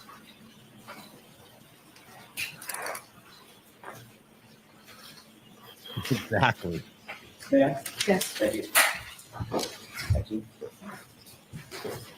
On May 21st of last year, you were asked about this very thing in a prior proceeding, correct? Correct. At that time, you denied altogether ever going by 34 Fairview, correct? No, I believe the paper says I never stopped by, but we drove by. And now you're saying that you did stop. Stopping by and driving by meant something different to me. Stopping by, I look at it as then you pop in the house. Driving by is you just drive by. So we just drove by slowly and kind of looked at the scene. And Ms. McCabe, I think you just said that you maybe even spoken with Nicole? I didn't speak with Nicole, no. We were in the car, Carrie and I, and Lexi. You were denying that you ever spoke with Nicole or any other member So bad. of the Albert family or anybody at 34 Fairview as you sit here today. As I sit here today, I'm telling you that we slowly drove by.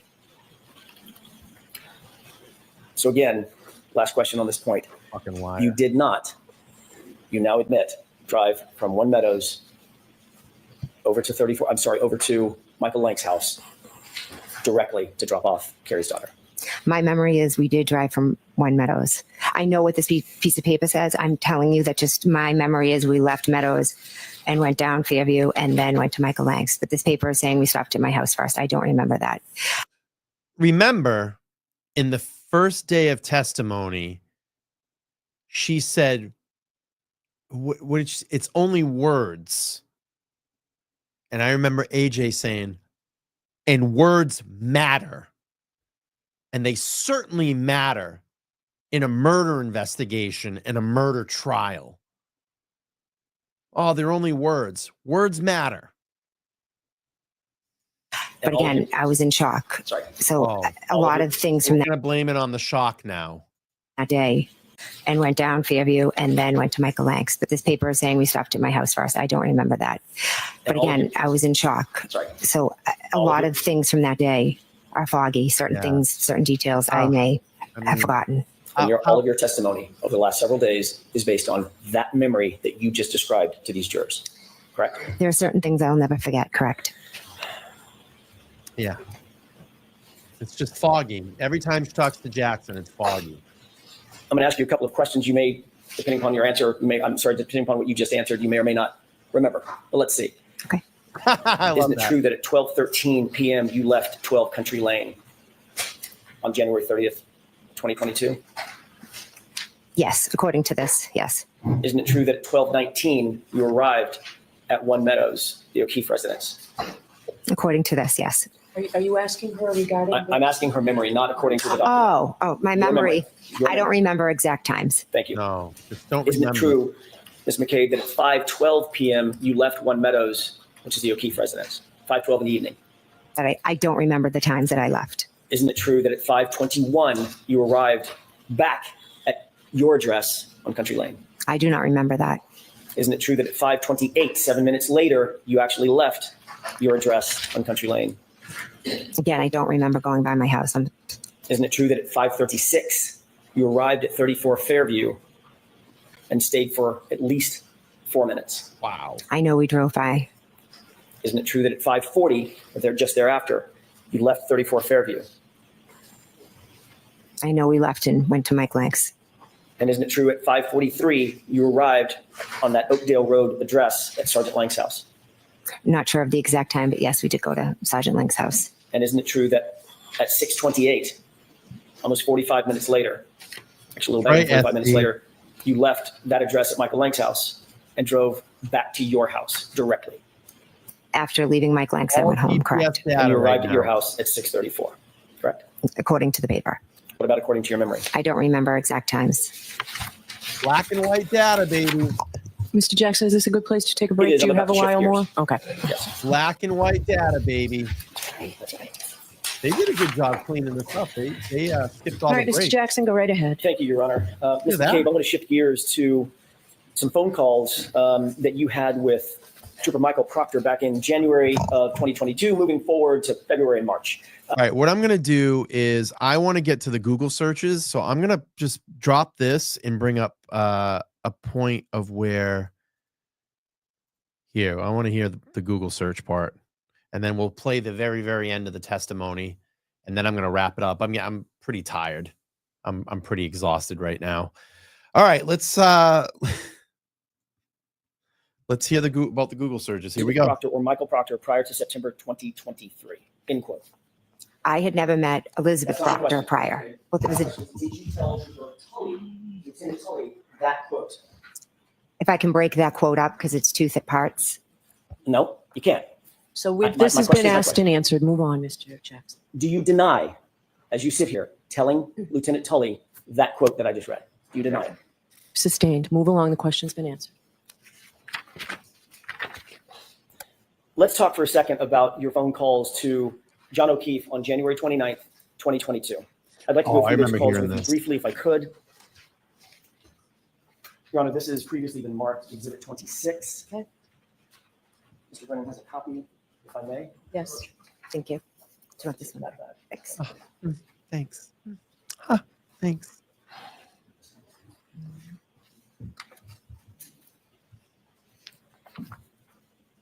You've indicated on direct examination and earlier on cross-examination that you had multiple phone calls to Mr. O'Keefe in the early morning hours of January 29th, 2022, correct? Correct.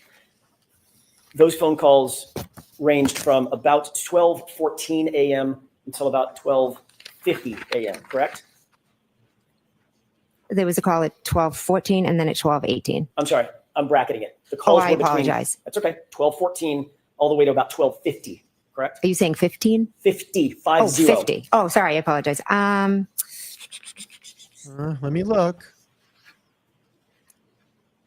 Yes. You called John O'Keefe at 12:14 and 31 seconds, lasting about 49 seconds, and that call was answered, correct? Yes. And you see that reflected in Exhibit 26, is that right? Yes.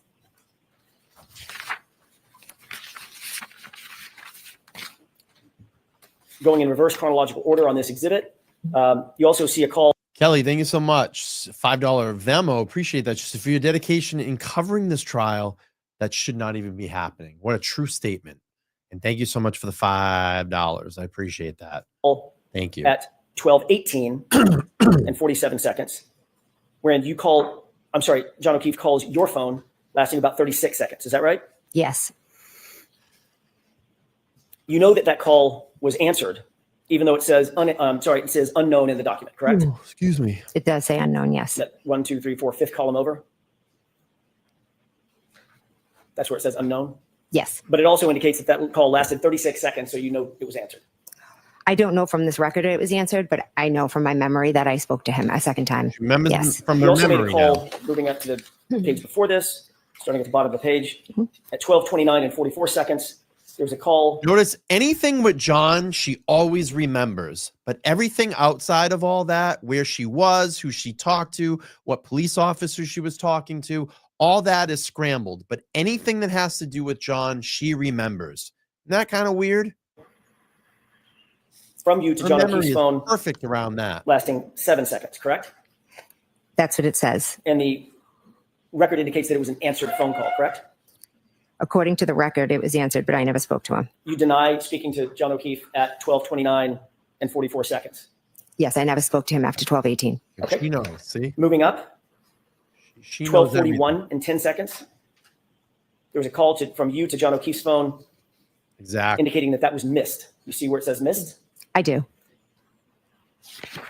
12:41 and 59 seconds.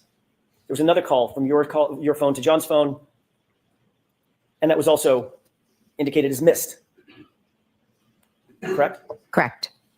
12:43, 19 seconds. You called John O'Keefe. That was a missed call. Correct. 12:46 and 16 seconds. You called John O'Keefe's phone, and that was a missed call. Correct. 12:47 and 52 Looking seconds. for the phone. You called John O'Keefe's phone, and that was a missed call. I'm sorry, which one was that? 12:47 and 52 seconds. Yes. Because you look 12:50 and 37 seconds. You called John O'Keefe's phone, and that was a missed call as well. Yes. Ms. McCabe, there's 7 calls.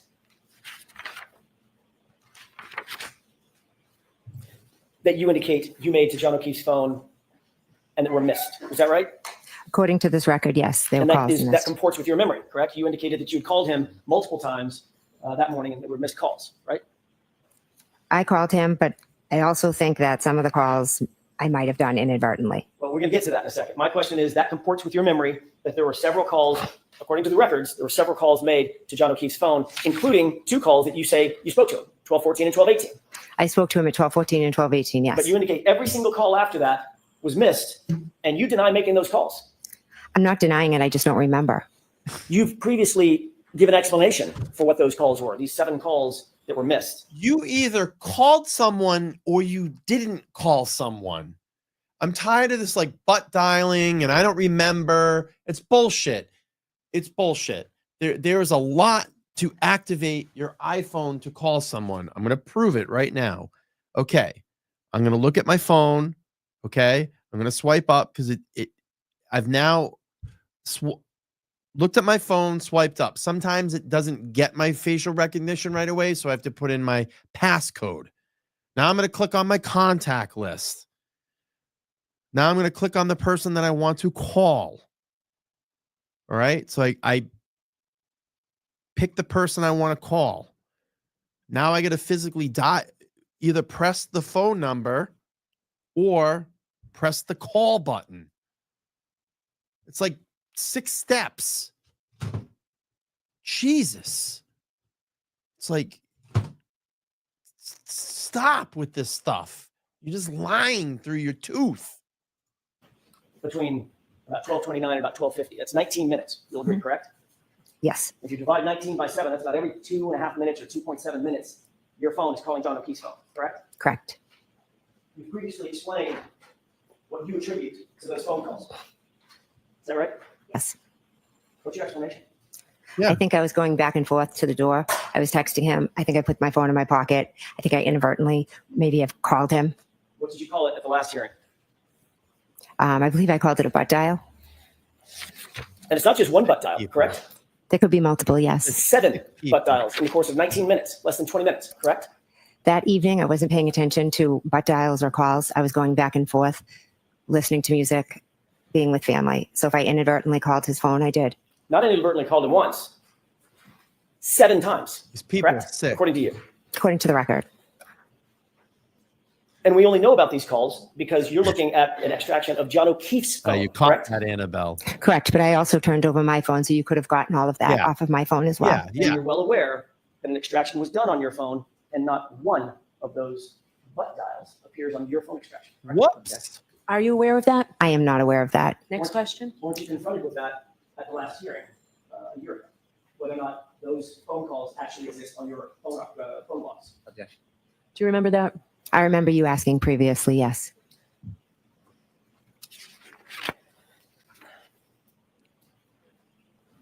When you dial somebody by mistake, it requires several steps. Yeah. I'm not sure. A lot of times I just put my phone down and the next thing I know, Yeah. I think it's very common to do butt dials. Oh, is So, it? yeah, All right. Let's just test this theory right now. Let's test this theory in the chat right now. Is it common for you, and I'm saying this to all the individual people here in the chat room, is it common for you to do butt dials? Give me a yes or no in the chat. And be truthful here. I want to see what the percentage is here.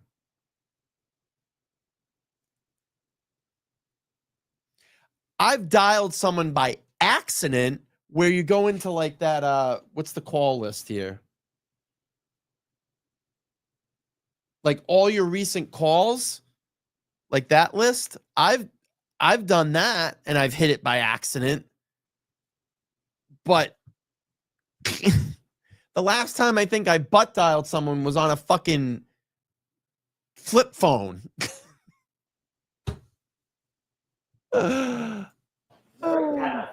I do, yes. And that iPhone required a biometric or a passcode to get open the phone. Mine's not open right now, right?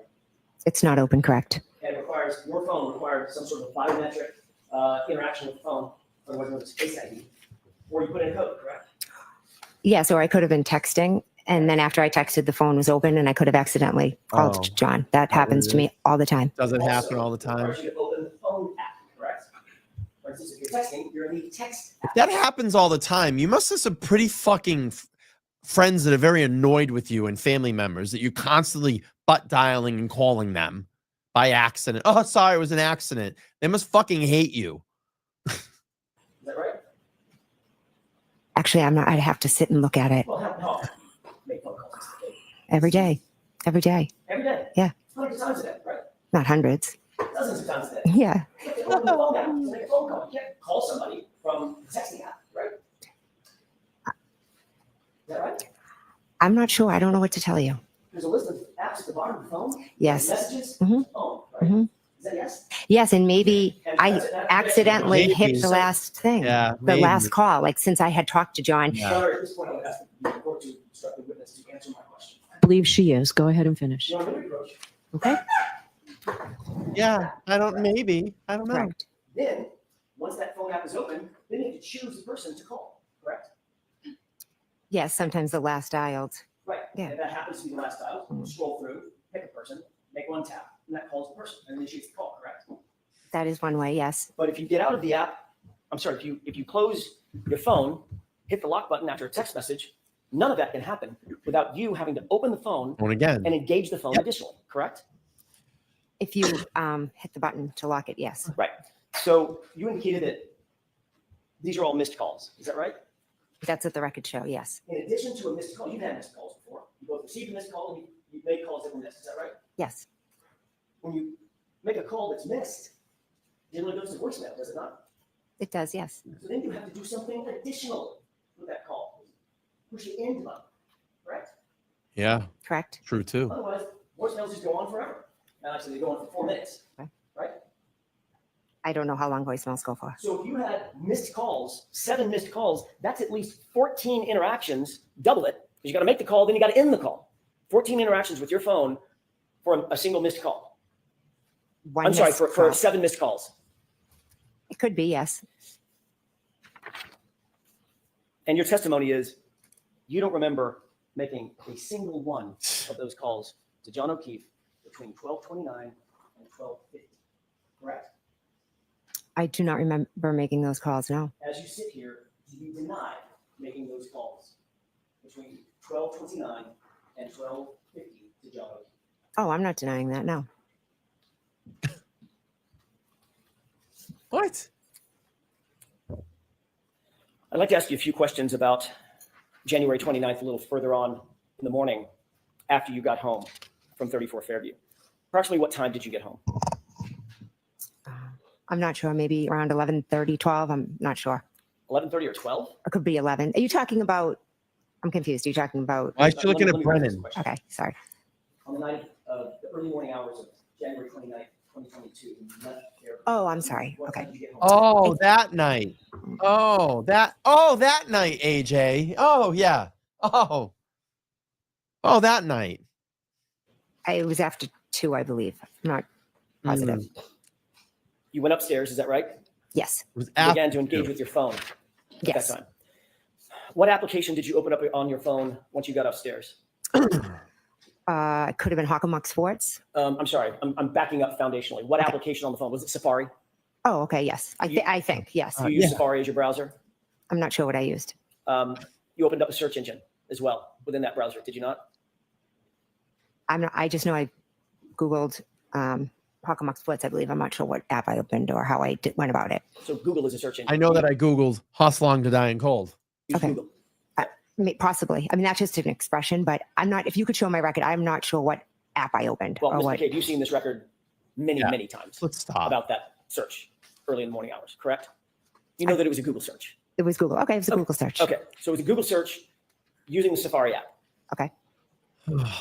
You indicated that you were Google searching Hockomock Sports and something about Ozone, Yes. Ozone Sports or It Ozone was Basketball. Yes. What time was it that you did that Google search? It was when I was home up in bed. I don't have an exact time. About 2:27 a.m. Correct? I'd have to look at a record. I don't recall You off the top of certainly my recall head. that time frame, don't you? I know I was home and I Googled that, but I don't remember the exact time. You do recognize 2:27 a.m. I do Yeah. recognize it, but it's not from me remembering it from that night specifically. It's from me learning afterwards. And what you learned afterwards was there was a Google search at 2:27 a.m. Whoopsie. Right? That's a layup, to use a basketball term, right? There's a record, I think, of one. Right. The record is of a Google search at 2:27 a.m. on your phone. Is that right? I love how he inserted that in. It was genius because she was up there Googling, says she was Googling basketball, Hockomock basketball. So I'm going to throw that in there. It's a layup. I'm not a phone expert, so I don't know. I can't read. Yeah. You're well aware. You don't have to be a phone expert to know that there was a Google search on your phone recovered at 2:27 in the morning. You know that. You've been told that. You've seen it. You've been asked about it dozens of times, haven't you? I have been asked about it dozens of times, yes. So let's set the foundation. There was a Google search on your phone at 2:27 a.m., correct? Which Google search are you referring to? It doesn't matter, Ms. McCabe. She is. Well, I know I did Ozone and I did Hockomock Sports. And I didn't ask you those that. were the only two things that I Googled. I didn't ask you what you Googled. I haven't gotten there yet. We're going to get there. Was there a Google search? 2:27. Bring in the heat. On your phone. If you want to show me a report. Oh, okay. God, sick. You don't remember, as you said, you don't remember that. I don't. You have no record. You have nothing in your mind about Google search. She is 2:27 sick. a.m. That's what you're testifying to in front of this jury right now. Are you asking me if I made a Google search at 2:27? I don't know what time I was searching for Hockomock Sports and Ozone. I have no idea what time that was. You're well aware that your records have been pulled, correct? Yes, they have. You've been confronted with those records many times, haven't you? I've been asked by you, yes. And by others, right? Yes. I mean, the police have asked you about it. You've been interviewed about it. Yeah. I've been asked by you. And Mr. Lally? Yeah. Yeah, Mr. Lally asked about it, yes. And every time you're asked, it's about a Google search at 2:27 a.m. That's all I'm asking. It is, but it's not one that I remember doing or making or did. It's not one I did. It's just one that is in a record that was misread. Are you denying that you made a Google search at 2:27 a.m.? If you could show me this Google search, I'd appreciate it. You're a sick person. Yes.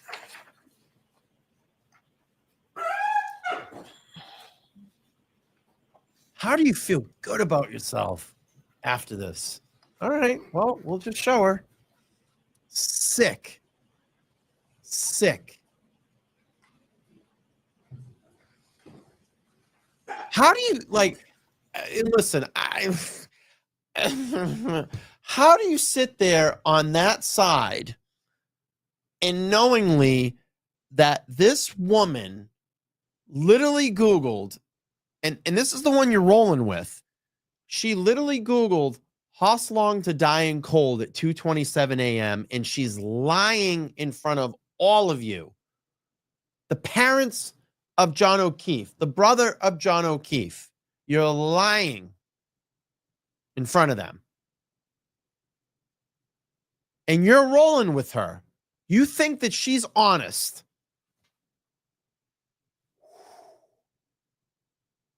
I can't. I don't get it. Here we go. Your Honor, I need a quick minute to find the record that I did not get yet. Let me take a brief recess, 5 minutes. I'll see Hazel outside. I will. If Ms. Little wants to keep looking, you can decide that. Sick.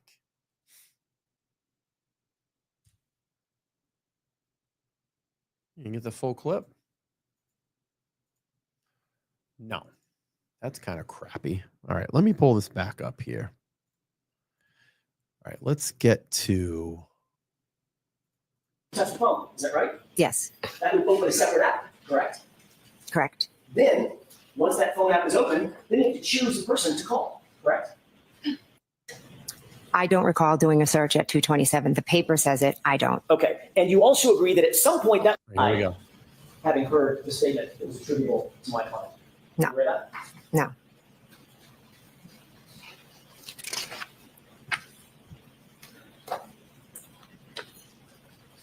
You've reviewed the video from the dash cam out at the scene, correct?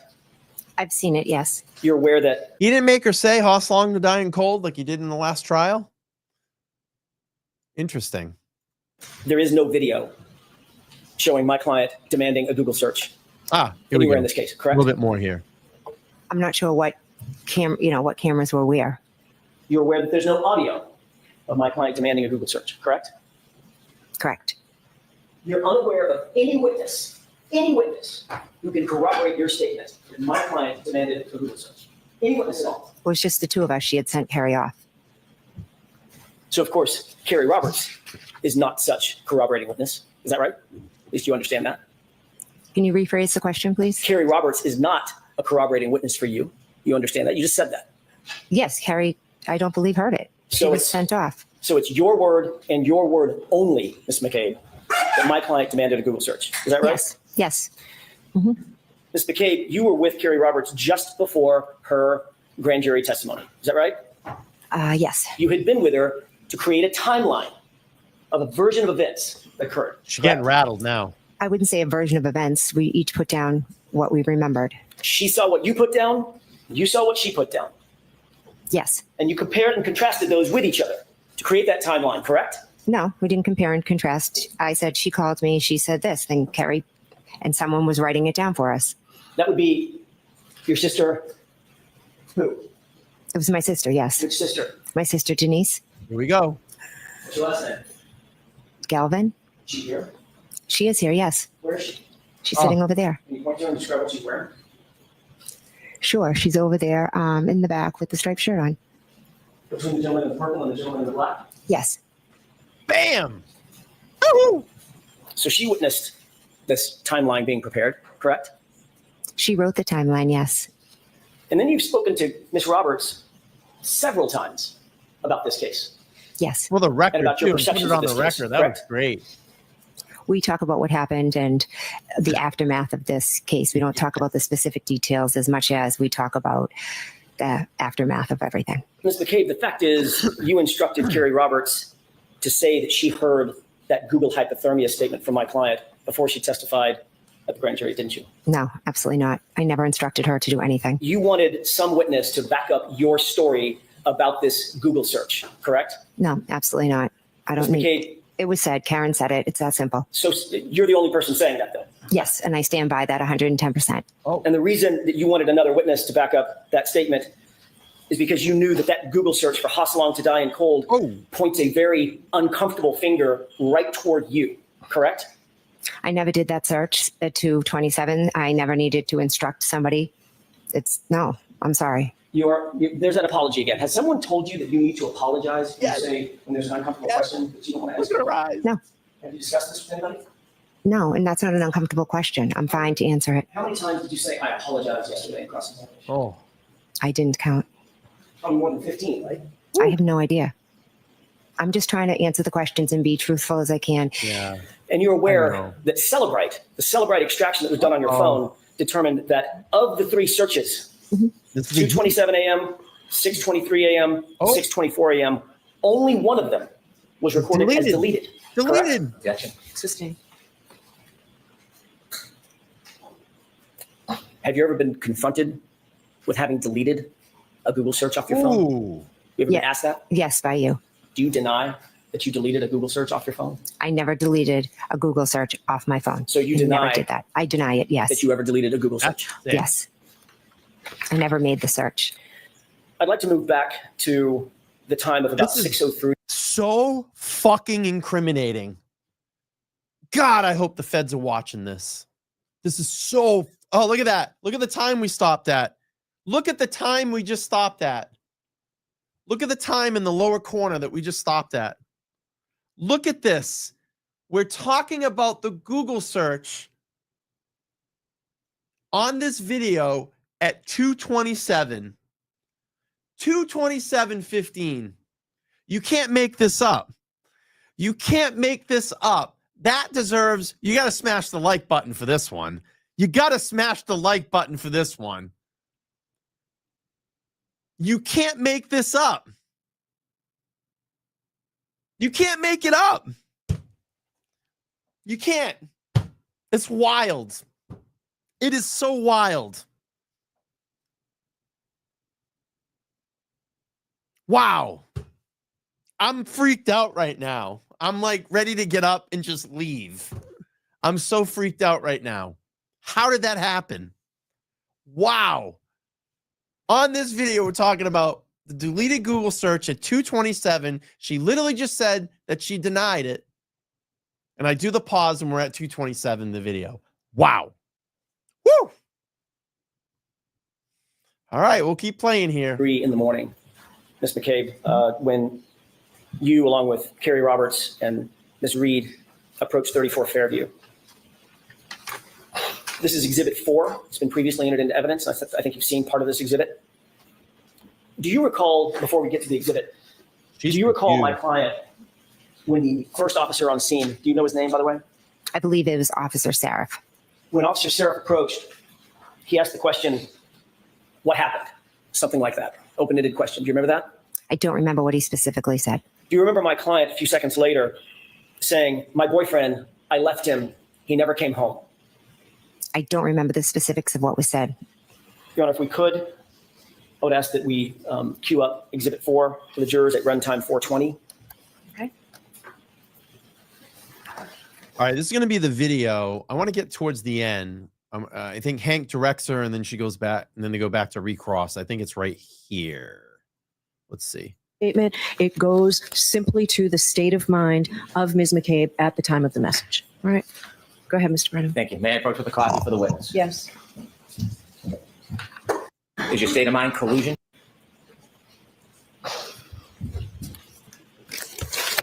Woo. I won't read that last text message again. However, it is correct that text message was about the puke. Besides, was at 7:54:38. You texting with her? Yes. Okay.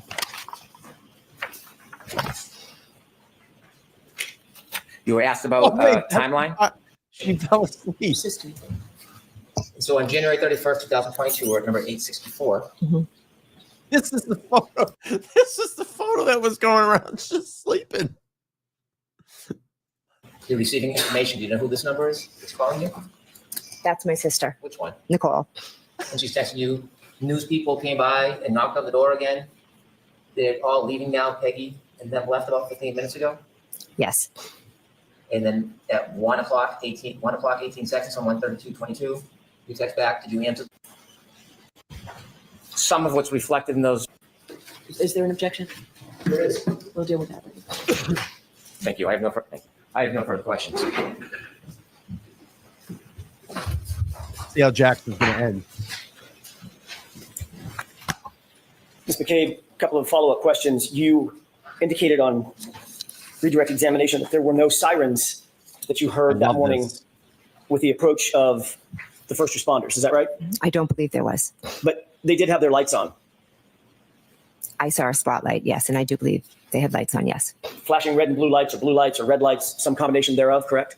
Correct. That was cruisers, police cruisers, correct? Yes. There were fire SUVs, in other words, a captain of a fire department. Possibly. There were fire trucks and fire engines. You know the difference? No. Fire engine, big one with a ladder on it. Yes. There was an ambulance, correct? Yes. And all of them had their emergency lights on. Most likely, yes. All of them had their motors running. I'm not sure if they were all running. They could have been, yes. Certainly, you would agree that there was a cacophony of diesel engines and gasoline engines and internal combustion engines that were running right outside of 34 Fairview, although no sirens, correct? I wouldn't exactly say right outside of 34 Fairview. I'd say there were some right outside of 34 Fairview, but the first vehicle pulled up kind of right just on the right end, and most of the vehicles with the lights on were to the left. So they were actually more in front of 32 Fairview. But there were vehicles. There was Miss Roberts' vehicle, and then I believe another vehicle pulled up. I think I remember from seeing the dash cam. And Sarah's cruiser, correct? Yes. And Mulaney's cruiser was on the other side of Terry Roberts' vehicle, correct? Yes, I don't believe lights were on. His lights were on. And there was an ambulance just to the left and behind Sarah's vehicle, correct? Yes, which would have been in front of 32 Fairview. Lights on that as well? Yes. All facing in the direction of 34 Fairview, correct? Facing, but out front of 32. So is there a reason that you're so resistant to admit that there was a cacophony of sound and noise outside of 34 Fairview? No. Okay, so there was, correct? Outside on the front lawn, yes, side lawn. And there was also some people yelling and screaming at a high pitch, right? Yes. Both Miss Reed, who was yelling and screaming, correct? Correct. And Miss Roberts, who at least at some point told her to shut the fuck up, correct? Correct.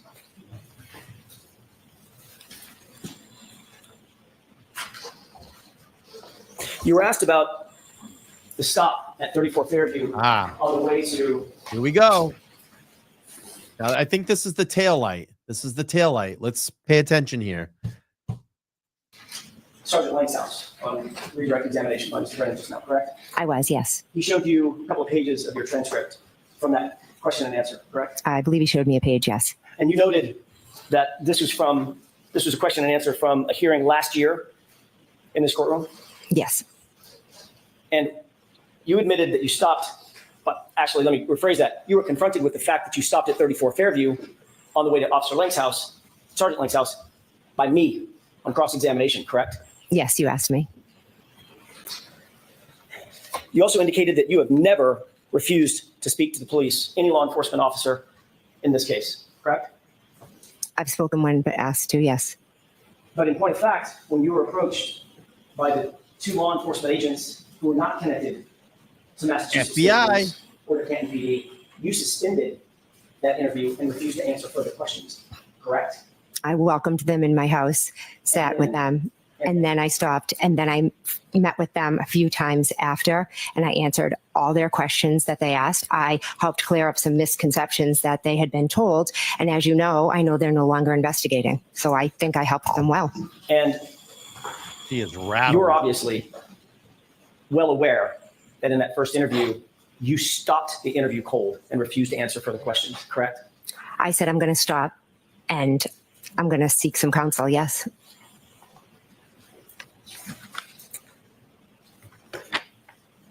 The text messages. You just read a series of text messages that Mr. Brennan actually read for you and you agreed with, correct? Correct. Were any of the text messages that you just read in the group chat that I showed you in cross-examination? I don't believe so. I don't believe so. And that group chat included you, Brian Albert, Nicole Albert, and Matt McCabe, correct? Correct. And that was a private chat among the 4 of you. Is that right? That's just a chat with them. Yes. You read some text messages to and from Carrie Roberts, correct? Yes. You had just met Carrie Roberts. Isn't that right? Yes. She's not a McCabe. Is that right? Correct. She's not an Albert, correct? Correct. You even read some text messages with your minor children, correct? Just now? Yeah. I don't believe any with my children. Mr. Brennan asked you about a couple of text messages, or at least one text message with your children. Didn't he? No, he didn't. Objection. She can answer that question. Right. Is that what happened? Did I misunderstand? No, I honestly didn't read anything from my children. I think one, I said a friend, another time I didn't know who it was, but I do know my children's phone numbers and no, it was Okay. none of my kids. Obviously, the kids are not on that group chat, that private group chat that we went over, correct? Oh, yes, correct. They're not. Well, let's talk about those unidentified numbers. You said this is a number I don't recognize, and Mr. Brennan read to you a text to that person, correct? Yes, Whoever that is, that person's not a McCabe, correct? they're not correct. And that person's not an Albert. They could be. Again, it could have been Christelle, but Julie, I don't.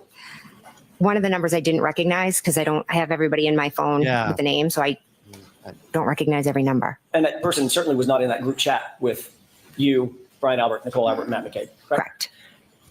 And then there was a friend. You Right. said this is a friend, and I don't need you to identify the friend. But whoever this unidentified friend is, that friend is not a McCabe and is not an Albert, correct? Correct. And that friend was also not in that group chat that we went over in cross-examination. Is that right? Correct. These are all people outside of that group, among whom you engaged in the chat that we saw, correct? Correct. And that includes Carrie Roberts. She was not included in that group chat where you talked about the case and talked about what she was and wasn't doing with law enforcement, right?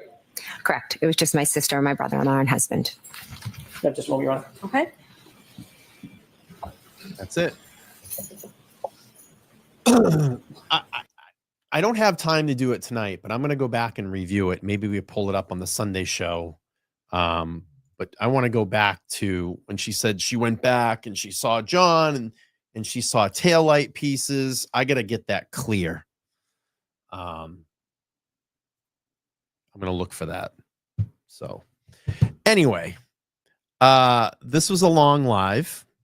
I am tired. I've been up since 6:30 this morning. I had to work all day from 11 to 8, and I wanted to come here and spend some time with all you wonderful people. I'm going to head home because I am tired, so I'm going to wrap up the show. This was our second edition of Friday Night Heat, and AJ definitely brought the heat this afternoon in the courtroom. So testimony will resume on Monday. Sunday show, we'll have the Sunday Super Show. I have some guests coming in studio. That show will be 3 p.m. Eastern Standard Time. I'm really looking forward to that. We're just going to hang out, have a fun time here in the studio. I got 2 guests coming in. And then Monday night, we'll be back with Todd McGee, Nan Gallagher, and myself, discussing all of most likely Jennifer McCabe's testimony really hearing from Nan and hear her perspective on that. So I want to thank everybody for all of their contributions. We made a $100 donation tonight to Karen Reed's Defense Fund. So thank you all for that, for making that happen. So we kicked some money in the can for Karen Reed. And yeah, I'm going to head out. I'm super, super tired. I need to get some sleep. Thank you all for being here. Make sure to like, share, and subscribe. Comment down below in this post. And we'll be back on Sunday at 3 p.m. Eastern Standard Time. Mark your, set your reminders. It'll take you right over to that stream after this. You can set reminders, and I'll talk to everybody soon. Have a good night. Peace.